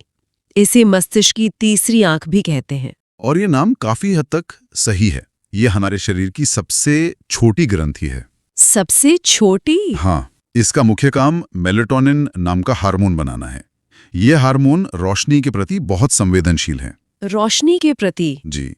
जब अंधेरा होता है तो पीनियल ग्रंथि ज्यादा मेलेटोनिन बनाती है, जिससे हमें नींद आती है। और जब रोशनी होती है तो इसका उत्पादन कम हो जाता है और हम जाग जाते हैं। एक मिनट, तो मेरे दिमाग के अंदर एक छोटी सी ग्रंथि है जो अंधेरे और रोशनी को महसूस कर सकती है। हाँ। और उसी हिसाब से मुझे सुलाती या जगाती है। ये तो एक नेचुरल अलार्म क्लॉक जैसा है। बिल्कुल, इसीलिए इसे शरीर की जैविक घड़ी या बायोलॉजिकल क्लॉक कहते हैं। ओह, तभी कहते हैं कि रात में मोबाइल देखने से नींद नहीं आती। एकदम सही, क्योंकि स्क्रीन से निकलने वाली नीली रोशनी हमारी पीनियल ग्रंथि को कंफ्यूज कर देती है। उसे लगता है कि अभी भी दिन है और वो मेलेटोनिन नहीं बनाती। ये तो वाकई सोचने वाली बात है। चलिए दिमाग से नीचे उतरकर गले की ओर आते हैं, यहाँ पर थायराइड ग्रंथि है। हाँ, जो H आकार की होती है, यह हमारे शरीर की सबसे बड़ी अंतःस्रावी ग्रंथि है। सबसे बड़ी एंडोक्राइन। जी, इसे शरीर का एनर्जी रेगुलेटर कह सकते हैं। ये थायरॉक्सिन हार्मोन बनाती है जो तय करता है कि हमारा शरीर ऊर्जा का उपयोग कितनी तेजी से करेगा। और इसके लिए आयोडीन बहुत जरूरी है ना? जी। नमक के पैकेट पर हमेशा आयोडाइज्ड लिखा होता है। जी हाँ, क्योंकि थायरॉक्सिन बनाने के लिए आयोडीन कच्चा माल है। अगर भोजन में आयोडीन की कमी हो तो ये ग्रंथि ज्यादा मेहनत करने लगती है और सूजकर बड़ी हो जाती है। और इसी को घेंगा या गॉइटर कहते हैं। बिल्कुल। थायराइड की ठीक पीछे कुछ और छोटी ग्रंथियां भी होती हैं, पैराथायराइड। हाँ, ये 4 छोटी-छोटी ग्रंथियां हैं। ये हमारे शरीर की कैल्शियम अकाउंटेंट हैं। Calcium accountant? हाँ, इनका एकमात्र काम खून में कैल्शियम के स्तर का हिसाब रखना है। अच्छा। कैल्शियम खून में ले आता है और जब ज्यादा हो जाता है तो दूसरा हार्मोन उसे वापस हड्डियों में जमा कर देता है। वाह, कितना सटीक सिस्टम है। बहुत ही सटीक। अब आते हैं छाती में स्थित थाइमस ग्रंथि पर। इसे प्रतिरक्षा तंत्र का राजा कहा जाता है। हाँ, पर इसके बारे में एक हैरान करने वाली बात है। वो क्या? ये कि ये ग्रंथि उम्र के साथ सिकुड़ती जाती है। क्या सिकुड़ जाती है? जी, ये हमारे शरीर की इम्यूनिटी की ट्रेनिंग एकेडमी है। बचपन और जवानी में ये हमारे टी सेल्स नाम के सैनिकों को ट्रेनिंग देती है कि दोस्त और दुश्मन में फर्क कैसे करना है। तो इसका मतलब जैसे जैसे हमारी उम्र बढ़ती है ये ट्रेनिंग एकेडमी छोटी होती जाती है। बिल्कुल, बुढ़ापे में ये सिकुड़कर बहुत छोटी रह जाती है और यही एक बड़ा कारण है कि वृद्ध लोगों की इम्यूनिटी कमजोर हो जाती है और वे ज्यादा बीमार पड़ते हैं। ये तो बहुत महत्वपूर्ण जानकारी है। चलिए अब पेट की ओर बढ़ते हैं। किडनी के ठीक ऊपर बैठी अधिवृक्क यानी एड्रीनल ग्लैंड। एड्रेनल ग्लैंड, इसे लड़ो या भागो वाली ग्रंथि कहते हैं। हाँ, ये हमारे शरीर का इमरजेंसी बटन है। Emergency button. कल्पना कीजिए आप सड़क पार कर रहे हैं और अचानक एक तेज रफ्तार गाड़ी सामने आ जाती है। जी। उस 1 सेकंड में आपके शरीर में जो कुछ भी होता है, दिल की धड़कन तेज हो जाती है, सांसें फूलने लगती हैं। सही, वो सब इस ग्रंथि की वजह से होता है। ये खतरे को देखते ही एड्रेनलिन नाम का हार्मोन खून में छोड़ देती है। अच्छा। ये हार्मोन शरीर को सुपरचार्ज कर देता है ताकि आप उस आपातकालीन स्थिति से लड़ सकें, फाइट, या भाग सकें, फ्लाइट। इसीलिए इसे 3F ग्रंथि कहते हैं, फियर, फाइट, फ्लाइट। बिल्कुल। मुझे तो लगता है मेरी एड्रीनल ग्रंथि हर सुबह ट्रैफिक में ही अपना सारा कोटा पूरा कर लेती है। ये आज के समय की एक बड़ी समस्या है। अंत में अंतःस्रावी ग्रंथियों में आती है जनन ग्रंथियां या गोनाड्स। जी, जो पुरुषों और महिलाओं में अलग अलग होती हैं। पुरुषों में वृषण यानी टेस्टीज होते हैं जो टेस्टोस्टेरोन हार्मोन बनाते हैं। ये पुरुषों में दाढ़ी, मूछ आने और आवाज के भारी होने के लिए जिम्मेदार है। हाँ। और महिलाओं में अंडाशय यानी ओवरीज होते हैं जो कई हार्मोन बनाते हैं। हाँ, मुख्य रूप से एस्ट्रोजन, प्रोजेस्टेरॉन और रिलैक्सिन। ये महिलाओं में यौन लक्षणों, मासिक चक्र और गर्भावस्था में मदद करते हैं। तो अब तक हमने प्लम्बर्स और सीक्रेट एजेंट नेटवर्क को समझ लिया। अब उस मल्टीटास्कर की बारी है जो दोनों है, मिश्रित ग्रंथि। और इसका सबसे बेहतरीन उदाहरण है अग्नाशय यानी पैंक्रियास। पैंक्रियास। ये एक ही समय में दोहरी भूमिका निभाता है। एक तरफ ये एक बहिस्रावी ग्रंथि के रूप में पाचन एंजाइम छोटी आंत में भेजता है भोजन को तोड़ने के लिए, सही, और दूसरी तरफ एक अंतःस्रावी ग्रंथि के रूप में। इसके अंदर बीटा कोशिकाएं होती हैं जो सीधे खून में इंसुलिन नाम का हार्मोन छोड़ती हैं। इंसुलिन, ये नाम तो बहुत सुना हुआ है, खासकर डायबिटीज के संबंध में। बिल्कुल, इसे ऐसे समझिए, इंसुलिन वो चाबी है जो हमारी शरीर की कोशिकाओं का ताला खोलती है ताकि खून में मौजूद शुगर यानी एनर्जी अंदर जा सके। अच्छा, तो डायबिटीज में क्या होता है? डायबिटीज में या तो ये चाबी बनती ही नहीं या फिर कोशिकाओं के तालों में जंग लग जाता है और वो चाबी से खुलते नहीं। तो इसका नतीजा क्या होता है? नतीजा ये कि सारी एनर्जी यानी शुगर खून में बाहरी तैरती रहती है जबकि शरीर की कोशिकाएं अंदर से भूखी मर रही होती हैं। बहुतायत के बीच भुखमरी। बिल्कुल यही होता है। अब अगला चैप्टर देखते हैं, मानव रोग। चलिए इस विषय की गहराई में उतरते हैं। सबसे पहले तो ये समझना जरूरी है कि हम स्वास्थ्य किसे कहते हैं। मतलब विश्व स्वास्थ्य संगठन WHO के अनुसार स्वास्थ्य क्या है? बिल्कुल, स्वास्थ्य का मतलब सिर्फ बीमारी का ना होना नहीं है। हाँ, स्वास्थ्य का मतलब है जब कोई व्यक्ति शारीरिक, मानसिक और सामाजिक तीनों ही स्तर पर पूरी तरह से ठीक हो। ये एक होलिस्टिक अप्रोच है। अच्छा, मतलब अगर कोई शरीर से फिट है लेकिन मानसिक रूप से परेशान है तो उसे स्वस्थ नहीं माना जाएगा। सही कहा। और जब इस संतुलन में गड़बड़ी होती है तभी रोग होते हैं। रोगों को समझने के लिए 2 शब्द जानना बहुत जरूरी है, रोगजनक यानी पैथोजन और रोगवाहक यानी वेक्टर। हाँ, और ये अंतर समझना बहुत जरूरी है। सुनने में एक जैसे लगते हैं पर हैं बहुत अलग। देखिए, रोगजनक वो असली गुनहगार है जो बीमारी पैदा करता है, जैसे कोई बैक्टीरिया या वायरस। ओके। और रोगवाहक वो है जो इस गुनहगार को हम तक पहुंचाता है। अच्छा, जैसे मलेरिया में? बिल्कुल। मलेरिया में बीमारी पैदा करने वाला असली अपराधी तो प्लाज्मोडियम नाम का प्रोटोजोआ है। तो प्लाज्मोडियम रोगजनक हुआ। हाँ, और उसे हमारे शरीर तक पहुंचाने का काम करती है मादा एनोफिलीज मच्छर, तो वो हो गई रोगवाहक। यह तो बहुत साफ हो गया। तो चलिए सबसे पहले असली गुनहगारों यानी बैक्टीरिया से होने वाली बीमारियों से शुरू करते हैं। ठीक है। वैसे बैक्टीरिया की खोज एंटोनी वॉन ल्यूवेनहॉक ने की थी। उन्हें जीवाणु विज्ञान का पिता भी कहते हैं। लेकिन जीवाणु नाम उन्हें एरनबर्ग ने दिया था। सही। तो बैक्टीरिया से होने वाली बीमारियों में सबसे पहले देखते हैं टाइफाइड को।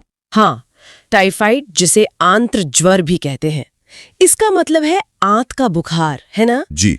इसका बैक्टीरिया सैल्मोनेला टाइफी दूषित पानी या खाने के जरिए हमारी आंतों पर हमला करता है। और इसके लिए एक खास टेस्ट भी होता है। हाँ, विडाल टेस्ट। ये नाम याद रखना जरूरी है। और हैजा यानी कॉलेरा? हाँ, वो भी तो आंतों पर ही असर डालता है। बिल्कुल। उसका बैक्टीरिया है विब्रियो कोलेरी। इसमें लगातार दस्त और उल्टी से शरीर में पानी की बहुत कमी हो जाती है। यानी ये दोनों बीमारियां हमें साफ सफाई की अहमियत सिखाती हैं। अब कुछ बीमारियां ऐसी हैं जो हमारे श्वसन तंत्र पर हमला करती हैं, जैसे निमोनिया। निमोनिया में डिप्लोकोकस न्यूमोनिये नाम का बैक्टीरिया सीधे हमारे फेफड़ों को मतलब लंग्स को निशाना बनाता है। अच्छा। फेफड़ों में पानी या मवाद भर जाता है, जिससे मरीज को तेज बुखार, ठंड और सांस लेने में तकलीफ होती है। और इसी से जुड़ा एक सवाल है, बचपन में एक टीका लगता है डीपीटी का, वो एक साथ 3 बीमारियों से बचाता है। ये कौन सी बीमारियां हैं? बहुत अच्छा सवाल है। डीपीटी में डी का मतलब है डिफ्थीरिया। डिप्थीरिया? हाँ, इसमें बैक्टीरिया गले में एक मोटी झिल्ली बना देता है जिससे श्वास नली ब्लॉक हो सकती है। मतलब ये बहुत खतरनाक हो सकता है। और पी का क्या मतलब है? पी का मतलब है पर्टूसिस, जिसे हम आम भाषा में काली खांसी कहते हैं। ओके। इसमें मरीज को खांसी के ऐसे दौरे पड़ते हैं कि सांस लेना मुश्किल हो जाता है। और टी मतलब टेटनस, जिसे लॉक जॉ भी कहते हैं। बिल्कुल। इसका बैक्टीरिया क्लोस्ट्रीडियम टेटानी घाव के जरिए शरीर में घुसकर हमारे तंत्रिका तंत्र पर हमला करता है। इसीलिए कहते हैं कि जंग लगी चीज से चोट लगने पर इंजेक्शन लगवा लेना चाहिए। जी। इससे मांसपेशियों में, खासकर जबड़े में भयानक अकड़ान आ जाती है। तो एक डीपीटी का टीका इन 3 बड़े खतरों से सुरक्षा देता है। कमाल है। अब एक और बीमारी की बात करते हैं, प्लेग।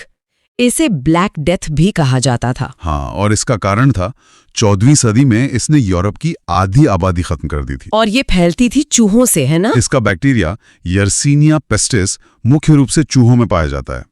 चूहों पर रहने वाले पिस्सू जब इंसानों को काटते हैं तो ये फैल जाता है। अच्छा। और ये शरीर में कहाँ हमला करता है? ये हमारे लसिका ग्रंथियों यानी लिम्फ नोड्स और फेफड़ों पर हमला करता है। ठीक है। अब 2 और बड़ी बीमारियां, कुष्ठ रोग और क्षय रोग यानी टीबी। इनके बैक्टीरिया के नाम भी मिलते जुलते हैं। हाँ, कुष्ठ रोग यानी लेप्रेसी का बैक्टीरिया है माइकोबैक्टीरियम लेप्री और टीबी का है माइकोबैक्टीरियम ट्यूबरकुलोसिस। कुष्ठ रोग त्वचा और नसों को प्रभावित करता है। जी, और इसके इलाज के लिए एमडीटी मतलब मल्टी ड्रग थेरेपी का इस्तेमाल होता है। वहीं टीबी मुख्य रूप से फेफड़ों पर हमला करती है। और टीबी से बचाव के लिए जन्म के समय बीसीजी का टीका लगाया जाता है। सही। और एक और बैक्टीरियल रोग है सिफिलिस, जो एक यौन संचारित रोग है। तो ये थी बैक्टीरिया की दुनिया। अब बात करते हैं उनसे भी छोटे और शायद ज्यादा चालाक दुश्मन की, वायरस। हाँ, वायरस। इनकी खोज रूसी वैज्ञानिक दिमित्री इवानोव्स्की ने की थी, तंबाकू के पत्ते में। और ये बैक्टीरिया से अलग कैसे हैं? वायरस को बढ़ने के लिए हमारी ही कोशिकाओं को हाईजैक करना पड़ता है। वो हमारी कोशिकाओं के अंदर घुसकर अपनी फैक्ट्री बना लेता है। इनसे होने वाली बीमारियां भी बहुत आम हैं, जैसी डेंगू, जिसे हड्डी तोड़ बुखार भी कहते हैं। ये नाम इसलिए पड़ा क्योंकि इसमें जोड़ों और मांसपेशियों में बहुत तेज दर्द होता है। और ये एडीज इजिप्टी मच्छर से फैलता है। हाँ, इसका वायरस है अर्बोवायरस। लेकिन डेंगू में सबसे खतरनाक बात है प्लेटलेट्स का तेजी से गिरना। प्लेटलेट्स की कमी से अंदरूनी ब्लीडिंग का खतरा बढ़ जाता है। बिल्कुल। अच्छा, चेचक और छोटी माता मतलब स्मॉल पॉक्स और चिकन पॉक्स, क्या ये एक ही है? नहीं, दोनों में शरीर पर दाने निकलते हैं, पर ये अलग अलग वायरस से होते हैं। चेचक वैरियोला वायरस से होता था, जो बहुत जानलेवा था। लेकिन अब तो वो खत्म हो चुका है। हाँ, वैक्सीन की मदद से अब इसे दुनिया से मिटा दिया गया है। और छोटी माता वैरिसेला वायरस से होती है और ये कम गंभीर होती है। अब बात करते हैं पोलियो की। हाँ। आज भारत पोलियो मुक्त है, पर एक समय ये बहुत बड़ा खतरा था। पोलियो वायरस सीधे हमारे तंत्र का तंत्र पर हमला करता है, जिससे लकवा हो जाता है। जोनास सॉल्क द्वारा खोजी गई वैक्सीन ने दुनिया को इससे बचाया। ये विज्ञान की एक बहुत बड़ी जीत है। बिल्कुल। अब एक ऐसी बीमारी पर आते हैं जो वायरस की चालाकी का सबसे बड़ा उदाहरण है, एड्स। एड्स का वायरस HIV बहुत शातिर है। वो सीधे शरीर की सेना यानी हमारे इम्यून सिस्टम पर ही हमला कर देता है। मतलब ये हमारे वाइट ब्लड सेल्स WBC को ही खत्म कर देता है। हाँ, जो हमारे बीमारियों से लड़ने वाले सिपाही हैं, उन्हीं को। तो जब सेना ही नहीं रहेगी तो कोई भी छोटा मोटा संक्रमण जानलेवा बन सकता है। सही। और एड्स का पता लगाने के लिए एलिसा टेस्ट किया जाता है। वायरस से जुड़ी एक और अजीब बीमारी है, रेबीज, जिसे हाइड्रोफोबिया भी कहते हैं, मतलब पानी से डर। ये बहुत अजीब है। इसका एक कारण है। रेबीज का वायरस, रैब्डो वायरस, जब किसी संक्रमित जानवर के काटने से शरीर में पहुंचता है तो ये सीधा दिमाग की नसों पर असर करता है। ओके। ये गले की मांसपेशियों को इस तरह प्रभावित करता है कि मरीज के लिए कुछ भी निगलना, यहां तक कि पानी पीना भी बहुत दर्दनाक हो जाता है। अच्छा। तो इस भयानक दर्द के कारण मरीज पानी से डरने लगता है। हाँ। और इसके टीके की खोज महान वैज्ञानिक लुई पास्चर ने की थी। कमाल है। अच्छा, और जुकाम, वो भी तो वायरस से ही होता है? जी, राइनो वायरस से। इसके अलावा गलसुआ यानी मम्स, पीलिया, ट्रकोमा और मेनिंजाइटिस भी वायरस से होने वाले रोग हैं। ठीक है, तो हमने बैक्टीरिया और वायरस देख लिए। अब अगली श्रेणी है प्रोटोजोआ। प्रोटोजोआ एक कोशिका वाले जीव हैं। मलेरिया के अलावा इनसे एक और बीमारी होती है, सोने की बीमारी। सोने की बीमारी मतलब इसमें बहुत नींद आती है? हाँ, इसका प्रोटोजोआ ट्रिपैनोसोमा सीसी मक्खी के काटने से फैलता है और हमारे दिमाग पर असर करता है, जिससे मरीज को बहुत ज्यादा नींद आती है। और पायरिया, जो मसूड़ों की समस्या है। सही। पायरिया एंटरमीबा जिंजुएलिस नाम के प्रोटोजोआ से होता है, जिससे मसूड़ों में सूजन आती है और खून निकलता है। जी। इसी तरह पेचिश और कालाजार भी प्रोटोजोआ से होने वाली बीमारियां हैं, जो क्रमशः आंत और अस्थि मज्जा को प्रभावित करती हैं। ठीक है, अब आते हैं फंगस यानी कवक पर। इनसे क्या क्या होता है? फंगस से होने वाले ज्यादातर संक्रमण त्वचा पर होते हैं, जैसे दाद यानी रिंगवर्म, जिसमें त्वचा पर लाल रंग के गोल चक्खते बन जाते हैं। हाँ, इसका कवक है ट्राइकोफाइटन। और एथलीट फुट, वो भी फंगस से होता है। ये नाम कैसे पड़ा? ये संक्रमण अक्सर उन एथलीट्स को होता है जिनके पैर जूतों में बंद रहने की वजह से नम रहते हैं। अच्छा। इसके अलावा दमा और गंजापन भी कुछ खास तरह के फंगस के कारण हो सकते हैं। तो ये वो बीमारियां थीं जो बाहरी जीवों से होती हैं, लेकिन कुछ बीमारियां तो हमें विरासत में मिलती हैं, मतलब आनुवंशिक रोग। हाँ, जेनेटिक डिजीज। ये हमारे DNA में हुई एक गलती की तरह है जो पीढ़ी दर पीढ़ी आगे बढ़ती है। इसका एक क्लासिक उदाहरण है हीमोफीलिया। हीमोफीलिया, जिसे शाही बीमारी भी कहते हैं। इसे शाही बीमारी इसलिए कहते हैं क्योंकि ये ब्रिटेन की महारानी विक्टोरिया के वंशजों में फैली थी। इसमें चोट लगने पर खून का थक्का आसानी से नहीं बनता। और एक और आम समस्या है वर्णांधता यानी कलर ब्लाइंडनेस। इसमें रोगी आमतौर पर लाल और हरे रंग में फर्क नहीं कर पाता। कुछ बीमारियां हमारे गुणसूत्रों यानी क्रोमोसोम्स की संख्या में गड़बड़ी से भी होती हैं, जैसे डाउन सिंड्रोम। बिल्कुल, एक स्वस्थ इंसान में 46 क्रोमोसोम होते हैं। डाउन सिंड्रोम में एक अतिरिक्त क्रोमोसोम आ जाता है, जिससे कुल संख्या 47 हो जाती है। इससे व्यक्ति का मानसिक और शारीरिक विकास प्रभावित होता है। हाँ, और इसे मंगोलिज्म भी कहते हैं। और टर्नर सिंड्रोम इसका उल्टा है। हाँ, टर्नर सिंड्रोम सिर्फ स्त्रियों में होता है और इसमें एक क्रोमोसोम कम हो जाता है, यानी कुल 45 रह जाते हैं, जिससे उनका शारीरिक विकास रुक जाता है और बांझपन होता है। इसी तरह क्लीनेफेल्टर सिंड्रोम पुरुषों में होता है, जिसमें एक अतिरिक्त क्रोमोसोम होने से उनमें नपुंसकता आ जाती है। और हमारी सूची में आखिरी आनुवंशिक रोग है पटाउ सिंड्रोम। ये भी क्रोमोसोम की संख्या में गड़बड़ी से होता है। इसमें जन्म से ही बच्चे का ऊपरी होंठ कटा हुआ हो सकता है और तालू में दरार होती है। चलिए अब अगला चैप्टर देखते हैं, पादप रोग। पादप रोग तो पादप रोग का मतलब है पौधों में कोई भी ऐसा नुकसान जो उनकी सामान्य कार्यक्षमता या कह सकते हैं उनकी आर्थिक उपयोगिता को प्रभावित करे। अच्छा। और पौधों में रोग मुख्य रूप से 4 कारणों से होते हैं: विषाणु, जीवाणु, कवक और चौथा है कुछ तत्वों की कमी, जिसे हम अजैविक रोग कहते हैं। ठीक है, तो सबसे पहले सबसे छोटे वाले से शुरू करते हैं, विषाणु जनित रोग। बिल्कुल, इसमें सबसे मशहूर है तंबाकू का मोज़ेक रोग। हाँ, TMV वाला। जी, टोबैको मोज़ेक वायरस। इसमें होता क्या है कि पत्तियां सिकुड़ जाती हैं और छोटी हो जाती हैं। ऐसा क्यों होता है? क्योंकि ये वायरस पत्तियों का क्लोरोफिल नष्ट कर देता है, मतलब पौधे की खाना बनाने की फैक्ट्री ही बंद। और आलू में भी तो कुछ ऐसा ही होता है, आलू का मोज़ेक रोग। हाँ, वो होता है पोटैटो वायरस X के कारण। लक्षण लगभग वैसे ही हैं, पत्तियों पर चितकबरापन आ जाता है और पौधा वो बौना रह जाता है। लेकिन एक और बहुत दिलचस्प बीमारी है केले का बंकी टॉप रोग। बंकी टॉप, ये कैसा नाम है? इसका कारण है बनाना वायरस 1। इसमें केले का पौधा बौना रह जाता है और उसकी सारी पत्तियां वो ऊपर की तरफ एक गुलाब की कली की तरह इकट्ठी हो जाती हैं। अरे वाह, एक गुच्छे की तरह। बिल्कुल, इसलिए इसे बंकी टॉप कहते हैं। और एक रंग परिवर्तन भी होता है ना वायरस की वजह से? जी हाँ, इसमें पत्तियों का हरा रंग खत्म हो जाता है और वे पीली या सफेद हो जाती हैं। इसके भी 2 पैटर्न हैं। कौन कौन से? एक है वेन क्लियरिंग। इसमें पत्ती की जो नसें होती हैं, मतलब शिराएं, वो पीली हो जाती हैं और बाकी हिस्सा हरा रहता है। तो दूसरा इसका उल्टा होगा, शिराएं हरी और बाकी पत्ती पीली। एकदम सही पकड़ा, उसे वेन बेंडिंग कहते हैं। चलिए, तो ये तो हो गए वायरस। अब आते हैं जीवाणु यानी बैक्टीरिया पर। हाँ, तो अब देखते हैं जीवाणु से होने वाले रोग। इसमें सबसे पहले है आलू का शैथिल्य रोग, जिसे रिंग रोग भी कहते हैं। जी, ये स्यूडोमोनास सोलेनेसियम जीवाणु से होता है। और इसे रिंग रोग क्यों कहते हैं? क्योंकि जब आप बीमार आलू को काटेंगे तो अंदर एक भूरे रंग का साफ साफ रिंग दिखाई देता है। अच्छा। अगला है कपास का ब्लैक आर्म रोग। नाम से तो लग रहा है कि इसमें कुछ काला पड़ जाता होगा। बिल्कुल, ये जांथोमोनास जीवाणु से होता है। इसमें पत्तियों पर पहले तो पानी जैसी छोटी छोटी संरचना बनती है जो बाद में भूरी हो जाती है और तनों पर काले धब्बे पड़ जाते हैं। और यही ज़ैंथोमोनास धान को भी नुकसान पहुंचाता है? हाँ, धान का अंगमारी रोग। इसका कारण ज़ैंथोमोनास ओराइजी जीवाणु है। इसमें पत्तियों पर पीले हरे धब्बे बनते हैं जो बाद में किनारों पर भूरे हो जाते हैं और पत्ती वो मुरझा जाती है। और नींबू में भी तो इसी का हमला होता है, साइट्रस कैंकर। हाँ, वो बहुत गंभीर रोग है।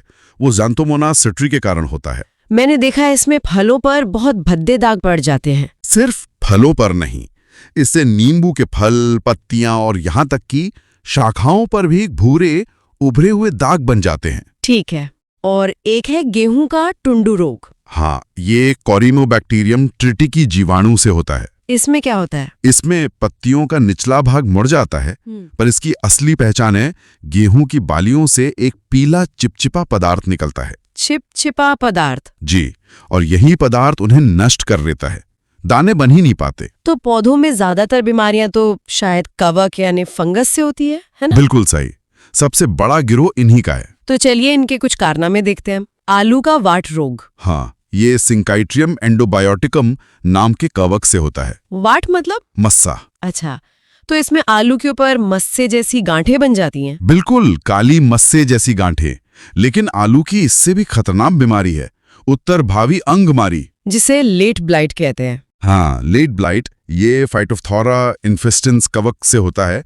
पत्तियों पर पहले भूरे धब्बे बनते हैं जो बाद में बड़े होकर काले हो जाते हैं और पत्तियां ऐसा लगता है जैसे झुलस गई हों। बाजरे में भी एक बीमारी है, ग्रीन ईयर रोग। इसे डाउनी मिल्ड्यू भी कहते हैं शायद। जी, ये स्क्लेरोस्पोरा ग्लैमिनिकोला कवक के कारण होता है।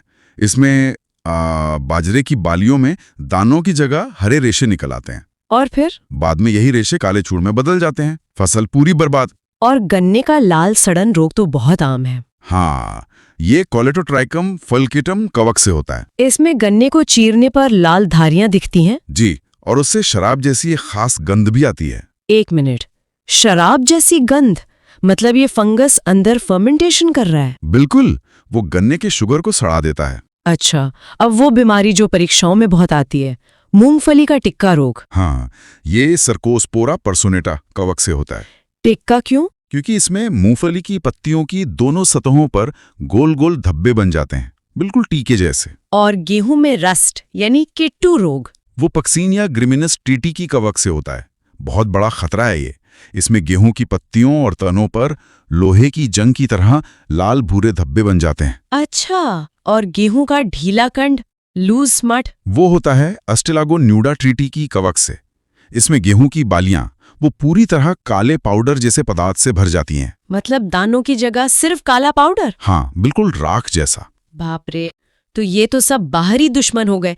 अब बात करते हैं अजैविक रोगों की, जो अंदर की कमी से होते हैं। बिल्कुल, पोषक तत्वों की कमी से, जैसे नींबू का डाइबैक रोग। ये कॉपर यानी तांबे की कमी से होता है। सही।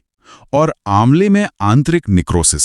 ये बोरॉन की कमी से। और आम में लिटिल लीफ रोग। ये होता है जस्ता यानी जिंक की कमी से। बिल्कुल।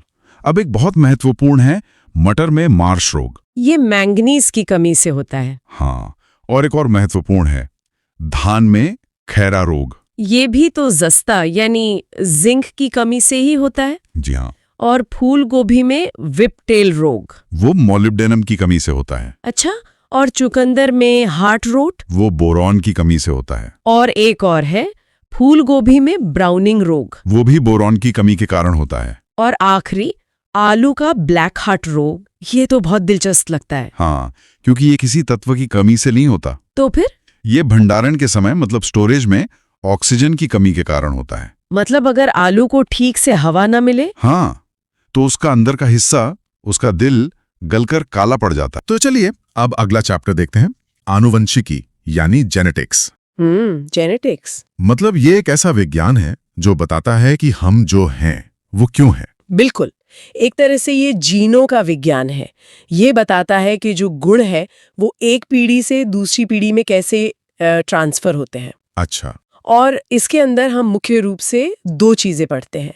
एक तो है आनुवंशिकता यानी हेरिडिटी। हेरिडिटी, हाँ। और दूसरी चीज है विभिन्नता यानी वेरिएशंस, जो हमें एक दूसरे से अलग बनाती हैं। तो ये जो सारी जानकारी है हमारे गुणों की, ये हमारे शरीर में स्टोर कहाँ होती है? देखिए, ये हमारे शरीर की हर कोशिका मतलब हर एक सेल के अंदर होती है। हर सेल में? हाँ, हर सेल के अंदर होता है केंद्रक यानी न्यूक्लियस।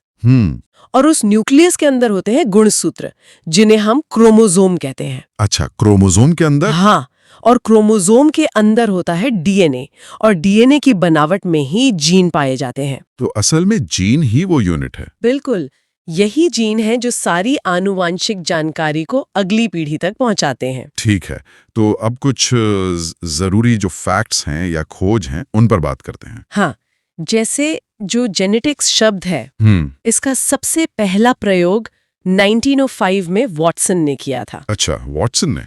और फादर ऑफ जेनेटिक्स किसे कहते हैं? ये तो बहुत फेमस नाम है। हाँ, वो है ग्रेगर जोहान मेंडल। मेंडल जी, क्योंकि उन्होंने ही सबसे पहले इस पे इतना विस्तार से अध्ययन किया था। और मॉडर्न जेनेटिक्स के पिता? वो अलग है। हाँ, फादर ऑफ मॉडर्न जेनेटिक्स कहा जाता है टी.एच. मॉर्गन को। टी.एच. मॉर्गन, ठीक है। और जीन शब्द किसने दिए? जीन शब्द 1909 में जॉनसन ने दिया था। और ये तो हम जानते ही हैं कि डीएनए ही आनुवांशिक गुणों का वाहक है। चलिए तो अब गुणसूत्रों पर आते हैं।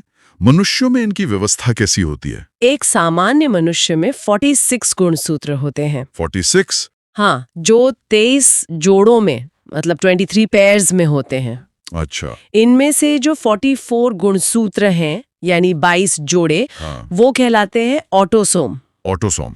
इनका क्या काम है? इनका काम है शरीर का निर्माण करना। मतलब हमारी जो अंग है, बनावट है, वो सब। ठीक है, तो ये 44 हो गए। और बाकी के दो? बाकी का जो एक जोड़ा है, हाँ। यानी 2 गुणसूत्र, हाँ। वो होते हैं सेक्स क्रोमोसोम। अच्छा। और जैसा नाम से ही पता चल रहा है, ये लिंग का निर्धारण करते हैं। तो ये पुरुष और महिला में कैसे अलग होता है? पुरुष में मतलब मेल में 44 ऑटोसोम के साथ XY गुणसूत्र होते हैं। XY। और महिला में यानी फीमेल में 44 के साथ XX गुणसूत्र होते हैं। XX। तो इसका मतलब ये हुआ कि संतान का लिंग वो तो पिता के गुणसूत्र से ही तय होगा। बिल्कुल, क्योंकि माँ से तो हमेशा X क्रोमोसोम ही आएगा। सही बात है। अगर पिता से Y गुणसूत्र आता है तो माँ के X से मिलकर लड़का XY होगा, और अगर पिता से X क्रोमोसोम आता है तो लड़की XX होगी। ये जानना बहुत जरूरी है। चलिए अब वापस मेंडल के प्रयोगों पर चलते हैं। उन्होंने अपने प्रयोग मटर के पौधे पर किए थे, है ना? हाँ, मटर के पौधे पर, जिसका साइंटिफिक नाम है पाइसम सटाइवम। उन्होंने मटर को ही क्यों चुना? कोई खास वजह? हाँ, कई वजह थी। एक तो इसका जीवन काल बहुत छोटा होता है, बस 3-4 महीने। तो वो जल्दी जल्दी कई पीढ़ियों को स्टडी कर सकते थे। बिल्कुल। और दूसरा, मटर में कई गुण ऐसे थे जो बिल्कुल साफ दिखते थे, जैसे पौधा या तो लंबा होगा या बौना, बीज या तो गोल होगा या चपटा, बीज का कुछ नहीं। अच्छा, तो नतीजों को ट्रैक करना आसान था। हाँ, अब प्रयोग समझने से पहले 2 शब्द बहुत जरूरी हैं, जीनोटाइप और फिनोटाइप। जीनोटाइप और फिनोटाइप, हाँ। फिनोटाइप वो लक्षण है जो हमें बाहर से दिखते हैं, जैसे पौधे की लंबाई या फूल का रंग, जो फिजिकली दिखाई दे। हाँ। और जीनोटाइप वो लक्षण है जो बाहर से नहीं दिखते, वो जीव के अंदर की जेनेटिक संरचना होती है। मतलब अंदर का जेनेटिक कोड। एकदम सही। तो मेंडल ने कितने तरह के प्रयोग किए थे? मुख्य रूप से 2 तरह के प्रयोग किए। पहला था एकल संकरण यानी मोनोहाइब्रिड क्रॉस, मोनोहाइब्रिड क्रॉस, और दूसरा था द्विसंकरण यानी डायहाइब्रिड क्रॉस। ठीक है, तो पहले एकल संकरण की बात करते हैं। हाँ, इसमें क्या हुआ? इसमें मेंडल ने एक ही लक्षण लिया। उन्होंने एक शुद्ध लंबा पौधा लिया जिसका जीनोटाइप था टीटी, और एक शुद्ध बौना पौधा लिया जिसका जीनोटाइप था टीटी। और इनका क्रॉस कराया। हाँ, जब इनका क्रॉस कराया तो जो पहली पीढ़ी हुई, जिसे F1 जनरेशन कहते हैं, उसमें सारे के सारे पौधे लंबे हुए। सारे? एक भी बौना नहीं? एक भी नहीं। और यहीं से मेंडल ने अपना पहला नियम दिया, प्रभाविता का नियम, यानी लॉ ऑफ डोमिनेंस। अच्छा। इसका मतलब है कि लंबा गुण टी बौने गुण टी पर प्रभावी है, डोमिनेंट है, वो उसे छिपा देता है। तो वो जो बौनेपन का बुल था वो गायब हो गया? गायब नहीं हुआ, बस छिप गया। और ये दूसरी पीढ़ी में पता चला। वो कैसे? उन्हें 2 बहुत जरूरी अनुपात मिले। अनुपात मतलब रेशियो? हाँ, रेशियो। पहला था फिनोटाइपिक रेशियो, मतलब जो बाहर से दिख रहा था। वो क्या था? वो था 3:1, मतलब 75% पौधे लंबे थे और 25% पौधे बौने थे। वो छिपा हुआ गुण वापस आ गया था। अरे वाह! और जीनोटाइपिक रेशियो मतलब अंदर के कोड का? वो और भी दिलचस्प था। वो था 1:1। 1:1? इसका क्या मतलब हुआ? इसका मतलब था कि एक पौधा शुद्ध लंबा था, टीटी, 2 पौधे अशुद्ध या संकर लंबे थे, टीटी, और एक पौधा शुद्ध बौना था, टीटी। अच्छा, तो बाहर से दिखने वाले 3 लंबे पौधों में से असल में 2 हाइब्रिड थे। बिल्कुल। ये तो बहुत ही कमाल की खोज थी। अब द्विसंकरण प्रयोग की बात करते हैं। हाँ, डायहाइब्रिड क्रॉस। इसमें मेंडल ने 2 लक्षण एक साथ लिए। 2 लक्षण जैसे? जैसे एक पौधा जो लंबा था और जिसके फूल लाल थे, TTRR, और दूसरा पौधा जो बौना था और जिसके फूल सफेद थे, TTRR। ठीक है।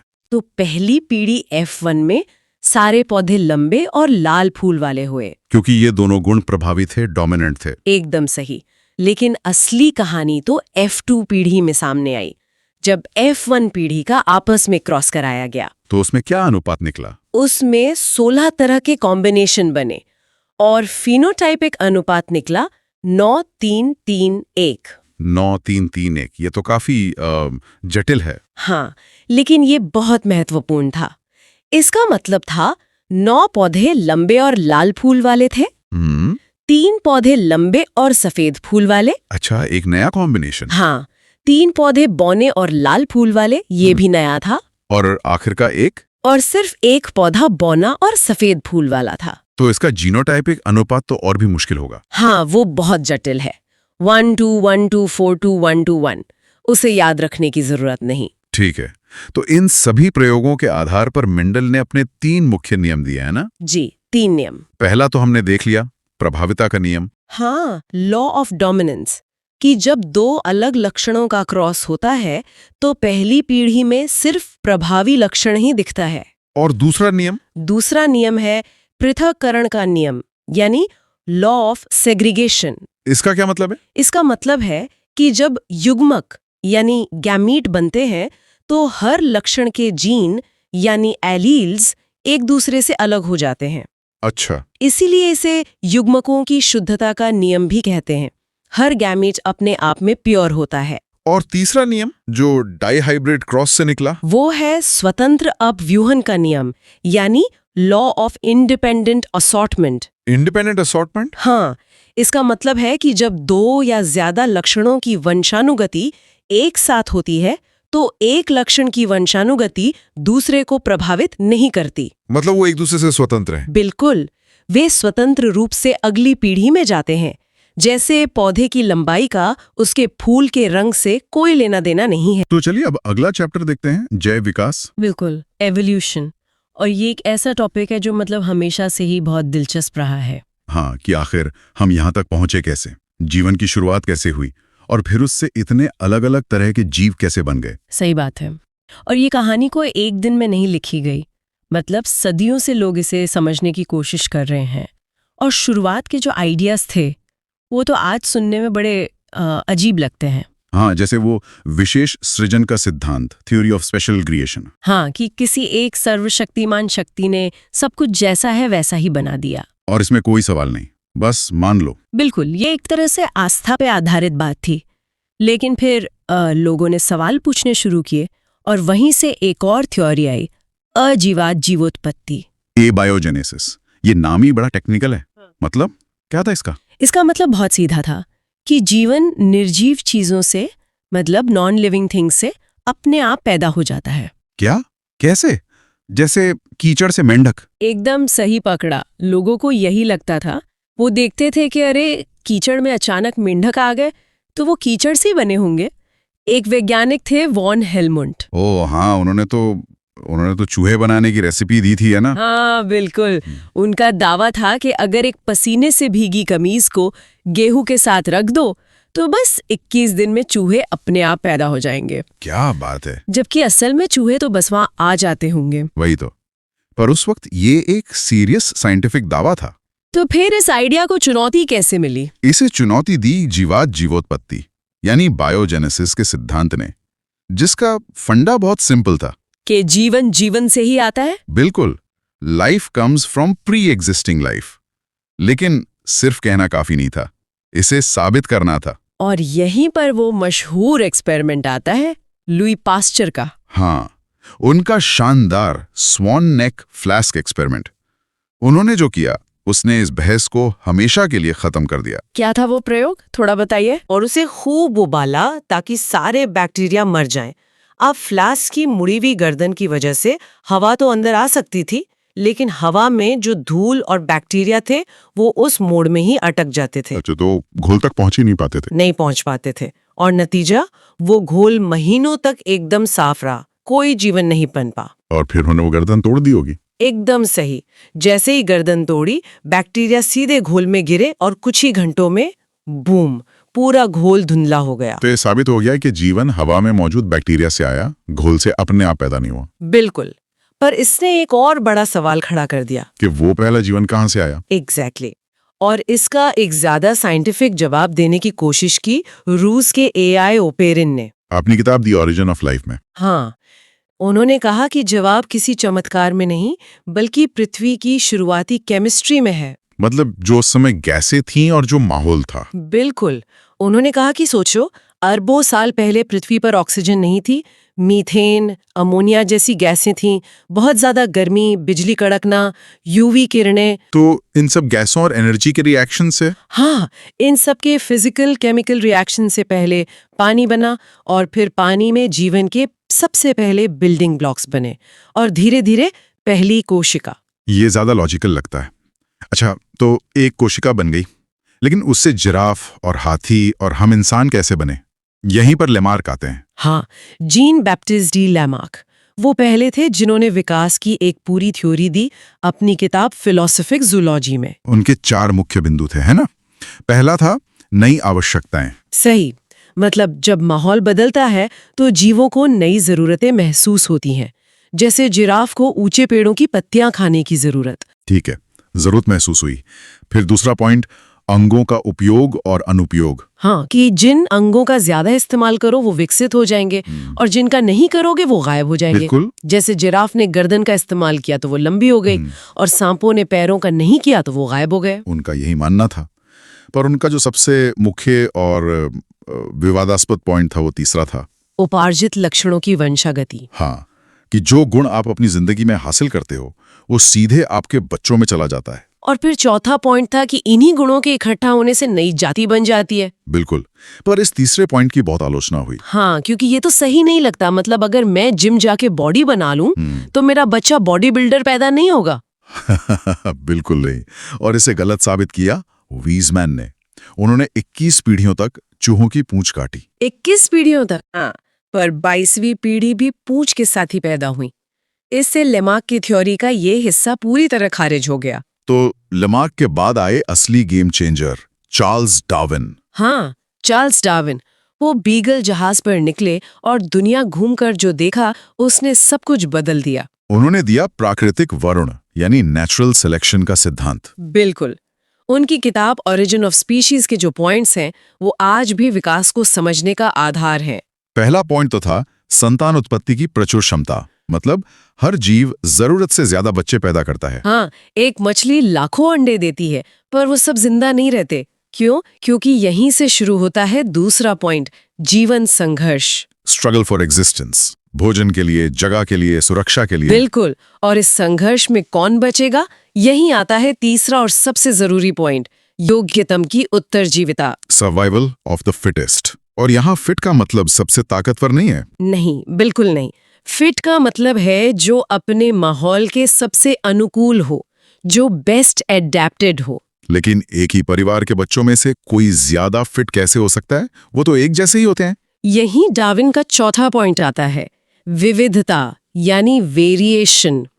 कोई भी दो जीव हूबहू एक जैसे नहीं होते, उनमें छोटे छोटे फर्क होते हैं। अच्छा, और इन फर्कों में से कुछ फायदेमंद हो सकते हैं? एकदम सही। और जिन जीवों में ये फायदेमंद फर्क होते हैं उनके बचने की और बच्चे पैदा करने की संभावना बढ़ जाती है। और फिर ये फायदेमंद गुण अगली पीढ़ी में चले जाते हैं। ये उनका पांचवा और छठा पॉइंट हुआ, अनुकूलन और नई जातियों की उत्पत्ति। हाँ, पीढ़ी दर पीढ़ी ये फायदेमंद बदलाव इकट्ठे होते जाते हैं और लाखों साल बाद एक नई प्रजाति बन जाती है। तो अगर जिराफ का उदाहरण लें तो डार्विन के हिसाब से जिराफ ने गर्दन खींची नहीं। डार्विन के हिसाब से जिराफों के झुंड में पहले से ही कुछ लंबी गर्दन वाले और कुछ छोटी गर्दन वाले थे। ये वेरिएशन था। ठीक है, जब खाना कम हुआ तो लंबी गर्दन वाले पत्तियां खा पाए और जिंदा रहे, छोटी गर्दन वाले खत्म हो गए। तो प्रकृति ने लंबी गर्दन को सिलेक्ट कर लिया। वाह, ये तो सोचने का बिल्कुल अलग तरीका है। पर डार्विन ये नहीं बता पाए थे कि ये वेरिएशन आता कहाँ से है। उनमें जेनेटिक्स की कमी थी। हाँ, वो उनकी थ्योरी का एक मिसिंग पीस था जिसे बाद में नव डार्विनवाद में जोड़ा गया, ह्यूगो डी व्रीज के उत्परिवर्तन सिद्धांत के साथ, म्यूटेशन थियरी। बिल्कुल। उत्परिवर्तन यानी डीएनए में अचानक होने वाला कोई बड़ा बदलाव, यही वेरिएशन का असली सोर्स है। इसका सबसे अच्छा उदाहरण तो शायद कोरोना वायरस के वेरिएंट्स हैं। एकदम सटीक उदाहरण है। अल्फा, डेल्टा, ओमिक्रॉन, ये सब क्या थे? ये वायरस के डीएनए में होने वाले म्यूटेशन ही तो थे। और जो म्यूटेशन वायरस को ज्यादा फैलने में मदद करता, वो वाला वेरिएंट फिट हो जाता और फैल जाता। बिल्कुल। ये नेचुरल सिलेक्शन का लाइव डेमो था जो हम सबने देखा। बहुत बढ़िया। अब इन सिद्धांतों के अलावा विकास के कुछ ठोस सबूत भी तो होंगे। हाँ, बिल्कुल है। और एक बहुत मजबूत सबूत मिलता है अंगों की संरचना से। इसमें दो तरह के अंग बहुत जरूरी हैं, समजात और समरूप। समजात अंग यानी होमोलोगस ऑर्गन्स। हाँ, ये वो अंग है जिनकी मूल संरचना मतलब बेसिक डिजाइन और उत्पत्ति एक जैसी होती है, लेकिन काम अलग अलग होते हैं। जैसे मनुष्य का हाथ और पक्षी का पंख। बिल्कुल, मनुष्य का हाथ, कुत्ते का अगला पैर, व्हेल का फ्लिपर और पक्षी का पंख। बाहर से देखो तो सब अलग हैं, काम भी अलग है। हाँ, कोई पकड़ने के लिए, कोई दौड़ने के लिए, कोई उड़ने के लिए। पर अंदर हड्डियों की बनावट देखो तो पैटर्न बिल्कुल एक जैसा है। एक ऊपरी हड्डी, फिर दो निचली हड्डियां, फिर कलाई और फिर उंगलियां। इसका मतलब ये हुआ कि इन सब का कोई एक साझा पूर्वज रहा होगा। एकदम सही। अब इसका ठीक उल्टा है समरूप अंग यानी एनालॉगस ऑर्गन्स। तो इनकी संरचना अलग होगी पर काम एक जैसा होगा। सही पकड़ा। सबसे क्लासिक उदाहरण है तितली का पंख और चिड़िया का पंख। दोनों उड़ने के काम आते हैं। हाँ, काम एक है पर बनावट में जमीन आसमान का फर्क है। चिड़िया के पंख में हड्डियां और पर है, तितली का पंख बस एक झिल्ली है। तो इसका मतलब ये है कि इन दोनों ने उड़ने की क्षमता अलग अलग विकसित की है। इनका कोई पंखों वाला साझा पूर्वज नहीं था। बिल्कुल। पक्षी और कीट के पंख समरूप अंग का उदाहरण है। इनका कार्य समान है लेकिन रचना भिन्न होती है। और डार्विन ने बीगल नामक जहाज पर प्रकृतिविद का कार्य किया था। तो चलिए अब अगला चैप्टर देखते हैं, पारिस्थितिकी और आहार श्रृंखला। सबसे पहले बात करते हैं पारिस्थितिकी की, मतलब इकोलॉजी। ये असल में किसी भी जीव और उसके आसपास के माहौल, उसके वातावरण के बीच के जो आपसी संबंध है, उनकी स्टडी है। बिल्कुल, और ये शब्द भी बड़ा दिलचस्प है। ये ग्रीक भाषा के 2 शब्दों से मिलकर बना है। हाँ, ओइकोस और लोगोस। जी, ओइकोस का मतलब है रहने की जगह, घर, और लोगोस का मतलब है अध्ययन। तो सीधे सीधे कहें तो रहने की जगह का अध्ययन। अच्छा, पर इसमें एक कन्फ्यूजन हमेशा रहता है, खासकर एग्जाम्स में, कि शब्द का इस्तेमाल सबसे पहले रिटर ने किया था, लेकिन फादर ऑफ इकोलॉजी अर्नेस्ट हैकल को कहा जाता है। ऐसा क्यों? हाँ, ये बहुत अच्छा सवाल है। देखिए, रिटर ने शब्द तो दे दिया, पर वो इसे ठीक से समझा नहीं पाए। एक होता ना कि आपने एक आइडिया दे दिया, बस एक शब्द उछाल दिया। हाँ, लेकिन अर्नेस्ट हैकल वो थे जिन्होंने इसकी पूरी विस्तृत जानकारी दी, इसे एक साइंटिफिक रूप दिया। इसलिए जब भी परीक्षाओं में ये सवाल आता है तो अर्नेस्ट हैकल ही सही जवाब माना जाता है। समझ गई। तो मतलब कॉन्सेप्ट को असल में स्थापित उन्होंने ही किया। बिल्कुल। ठीक है, तो इकोलॉजी के बाद एक और शब्द आता है पारिस्थितिकी तंत्र यानी इकोसिस्टम। अब ये दोनों अलग कैसे हैं? इसे ऐसे समझ सकते हैं कि अगर इकोलॉजी एक पूरी बिल्डिंग है तो इकोसिस्टम उसके अंदर का एक ऑफिस या एक फ्लैट है। अच्छा। इकोसिस्टम एक खास क्षेत्र के सभी जीवधारियों और उनके अजैव पर्यावरण, मतलब नॉन लिविंग चीजों के बीच की पूरी एक यूनिट है। तो इकोसिस्टम इकोलॉजी की ही एक इकाई है। और इकोसिस्टम शब्द का सबसे पहले इस्तेमाल एजी टांसले ने किया था। ये भी एक एग्जाम के लिहाज से जरूरी फैक्ट है। जी है, ये नाम भी बहुत महत्वपूर्ण है। तो अब इकोसिस्टम के घटकों को, मतलब इसके पार्ट्स को देखते हैं। इन्हें मुख्य तौर पर 2 भागों में बांटा गया है ना, अजैविक घटक और जैविक घटक। हाँ, अबायोटिक और बायोटिक कंपोनेंट्स। अजैविक घटक वो हैं जिनमें जीवन नहीं होता, जैसे हवा, पानी, मिट्टी, तापमान। और इन्हें भी आगे 3 हिस्सों में बांटा जा सकता है। जी, कार्बनिक जैसे प्रोटीन, वसा, फिर अकार्बनिक जैसे ऑक्सीजन, नाइट्रोजन, और फिर जलवायु जिसमें प्रकाश, वर्षा, ये सब आ जाता है। ठीक है। और फिर आते हैं जैविक घटक, यानी वो जिनमें जीवन है, जो सजीव हैं। और मुझे लगता है यहीं से हमारी आहार श्रृंखला की असली कहानी शुरू होती है। बिल्कुल। जैविक घटकों को हम 3 मेन कैटेगरीज में बांटते हैं। उत्पादक, उपभोक्ता और अपघटक, प्रोड्यूसर्स, कंज्यूमर्स और डिकम्पोजर्स। जी। तो सबसे पहले हैं उत्पादक, यानी प्रोड्यूसर्स। ये वो हैं जो अपना भोजन खुद बनाते हैं। हाँ, जैसे हरे पेड़ पौधे और शैवाल, जिन्हें हम एल्गी भी कहते हैं। इन्हें स्वपोषी भी कहा जाता है, ऑटोट्रॉफ्स, क्योंकि ये फोटोसिंथेसिस यानी प्रकाश संश्लेषण से अपना पोषण करते हैं। सही। इसके बाद आते हैं उपभोक्ता, मतलब कंज्यूमर्स। ये अपने भोजन के लिए दूसरों पर निर्भर रहते हैं, इसलिए इन्हें परपोषी, हेटरोट्रॉफ्स कहते हैं। और उपभोक्ताओं को भी हम आगे श्रेणियों में बांटते हैं। हाँ, 3 मुख्य श्रेणियों में। पहली श्रेणी है प्राथमिक उपभोक्ता, प्राइमरी कंज्यूमर्स। ये सीधे उत्पादकों को खाते हैं, मतलब ये शाकाहारी होते हैं। जैसे टिड्डा हो गया, खरगोश, हिरन, बकरी, ये सब सीधे घास या पौधे खाते हैं। ठीक है। फिर दूसरी श्रेणी है द्वितीयक उपभोक्ता यानी सेकेंडरी कंज्यूमर्स की। ये प्राथमिक उपभोक्ताओं को खाते हैं। तो ये मांसाहारी हुए। हाँ, जैसे मेंढक जो टिड्डे को खाता है, या फिर सांप और लोमड़ी। बिल्कुल। और फिर आती है सबसे ऊंची श्रेणी, तृतीयक उपभोक्ता, टर्शरी कंज्यूमर्स। ये तो टॉप के शिकारी हो गए। हाँ, ये प्राथमिक और द्वितीयक दोनों तरह के उपभोक्ताओं को खा सकते हैं, जैसे बाघ, शेर और चीता। अच्छा, और इन सब के बाद आते हैं अपघटक, डीकम्पोजर्स। ये दिखाई तो नहीं देते, पर शायद सबसे जरूरी काम यही करते हैं। बिना किसी शक के ये सूक्ष्म जीव होते हैं, जैसे बैक्टीरिया और कवक। इनका काम है मरे हुए जीवों के शरीर को तोड़कर, डीकम्पोज करके पोषक तत्वों को वापस वातावरण में मिला देना। तो एक तरह से ये प्रकृति के सफाई कर्मी हो गए। सफाई कर्मी भी और रिसाइकलिंग एजेंट भी। तो इन सभी घटकों से मिलकर बनती है आहार श्रृंखला, फूड चेन। इसका एक क्लासिक उदाहरण जो हम सबने स्कूल में पढ़ा है, जैसे घास। घास को टिड्डे ने खाया, जो कि प्राथमिक उपभोक्ता है। टिड्डे को मेढक ने खाया, जो द्वितीयक उपभोक्ता है। मेढक को सांप ने, और फिर सांप को बाज ने खा लिया, जो यहाँ पर तृतीयक उपभोक्ता हो गया। और जब वो बाज मर जाएगा तो अपघटक, मतलब डीकम्पोजर्स, उसे वापस मिट्टी में मिला देंगे और वो पोषक तत्व फिर से घास के काम आएंगे। तो ये पूरी साइकिल चलती रहती है। वैसे एक आहार श्रृंखला में कम से कम कितनी श्रेणियां होती हैं? कम से कम 3 तो होती हैं, जैसे घास, उसे खाने वाली बकरी और बकरी को खाने वाला शेर। और सबसे लंबी श्रृंखला में 5 श्रेणियों तक हो सकती हैं। 5 से ज्यादा क्यों नहीं? उस पर हम अभी आएंगे जब हम ऊर्जा के पिरामिड की बात करेंगे, वो बहुत दिलचस्प है। ठीक है, तो अब बात करते हैं पारिस्थितिक पिरामिड की। इसमें पहला है संख्या का पिरामिड, पिरामिड ऑफ नंबर्स। हाँ, ये पिरामिड दिखाता है कि किसी भी इकोसिस्टम में जीवों की संख्या नीचे से ऊपर की ओर घटती जाती है। मतलब सबसे ज्यादा संख्या उत्पादकों की होती है, यानी पेड़ पौधों की, उनसे कम प्राथमिक उपभोक्ताओं की, और सबसे कम संख्या होती है तृतीयक उपभोक्ताओं की। तो अगर उत्पादक ही कम हो गए तो पूरा सिस्टम गड़बड़ा जाएगा। बिल्कुल, पूरा सिस्टम ढह जाएगा। ठीक है, और दूसरा और शायद सबसे महत्वपूर्ण है ऊर्जा का पिरामिड, पिरामिड ऑफ एनर्जी। जी, और यहीं पर लिंडमैन का 10% का नियम लागू होता है। ये एग्जाम के लिए बहुत ही जरूरी कॉन्सेप्ट है। 10% का नियम। हाँ, इसके अनुसार जब ऊर्जा एक स्तर से, मतलब एक ट्रॉफिक लेवल से दूसरे स्तर पर जाती है, तो उसका केवल 10% ही आगे ट्रांसफर होता है। सिर्फ 10%?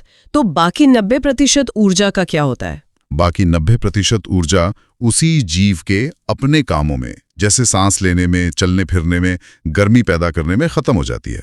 वो अगले लेवल के लिए उपलब्ध नहीं होती। और यही वजह है कि ऊर्जा का पिरामिड हमेशा सीधा होता है, अपराइट। हमेशा, ये कभी उल्टा नहीं हो सकता। तो इसका एक उदाहरण से समझते हैं। अगर मान लीजिए गाजर जो उत्पादक है उसमें 100 कैलोरी ऊर्जा है, तो उसे खाने वाले खरगोश को, जो प्राथमिक उपभोक्ता है, उसे सिर्फ 10 कैलोरी ही मिलेगी। सिर्फ 10 कैलोरी। और उस खरगोश को खाने वाली लोमड़ी जो द्वितीयक उपभोक्ता है, उसे उस 10 कैलोरी का भी 10% मिलेगा, यानी सिर्फ 1 कैलोरी। अच्छा, अब मैं समझी कि आहार श्रृंखला ज्यादा लंबी क्यों नहीं होती। बिल्कुल, क्योंकि 4 या 5 लेवल के बाद टॉप पर बैठे जीव के लिए इतनी कम ऊर्जा बचती है कि उसका जिंदा रहना ही मुश्किल हो जाएगा। इसीलिए दुनिया में शेरों की संख्या हमेशा हिरणों से कम होती है। प्रकृति का ये गणित कभी फेल नहीं होता। तो आज हमने देखा कंप्लीट बायोलॉजी। उम्मीद है ये वीडियो आपको पसंद आया होगा, तो वीडियो को लाइक एंड शेयर करें। ऐसे ही और इंटरेस्टिंग वीडियो देखने के लिए और अपनी तैयारी को नए लेवल पर ले जाने के लिए चैनल को सब्सक्राइब ज़रूर करें। बहुत जल्द मिलते हैं एक और मास्टर वीडियो के साथ। नमस्कार।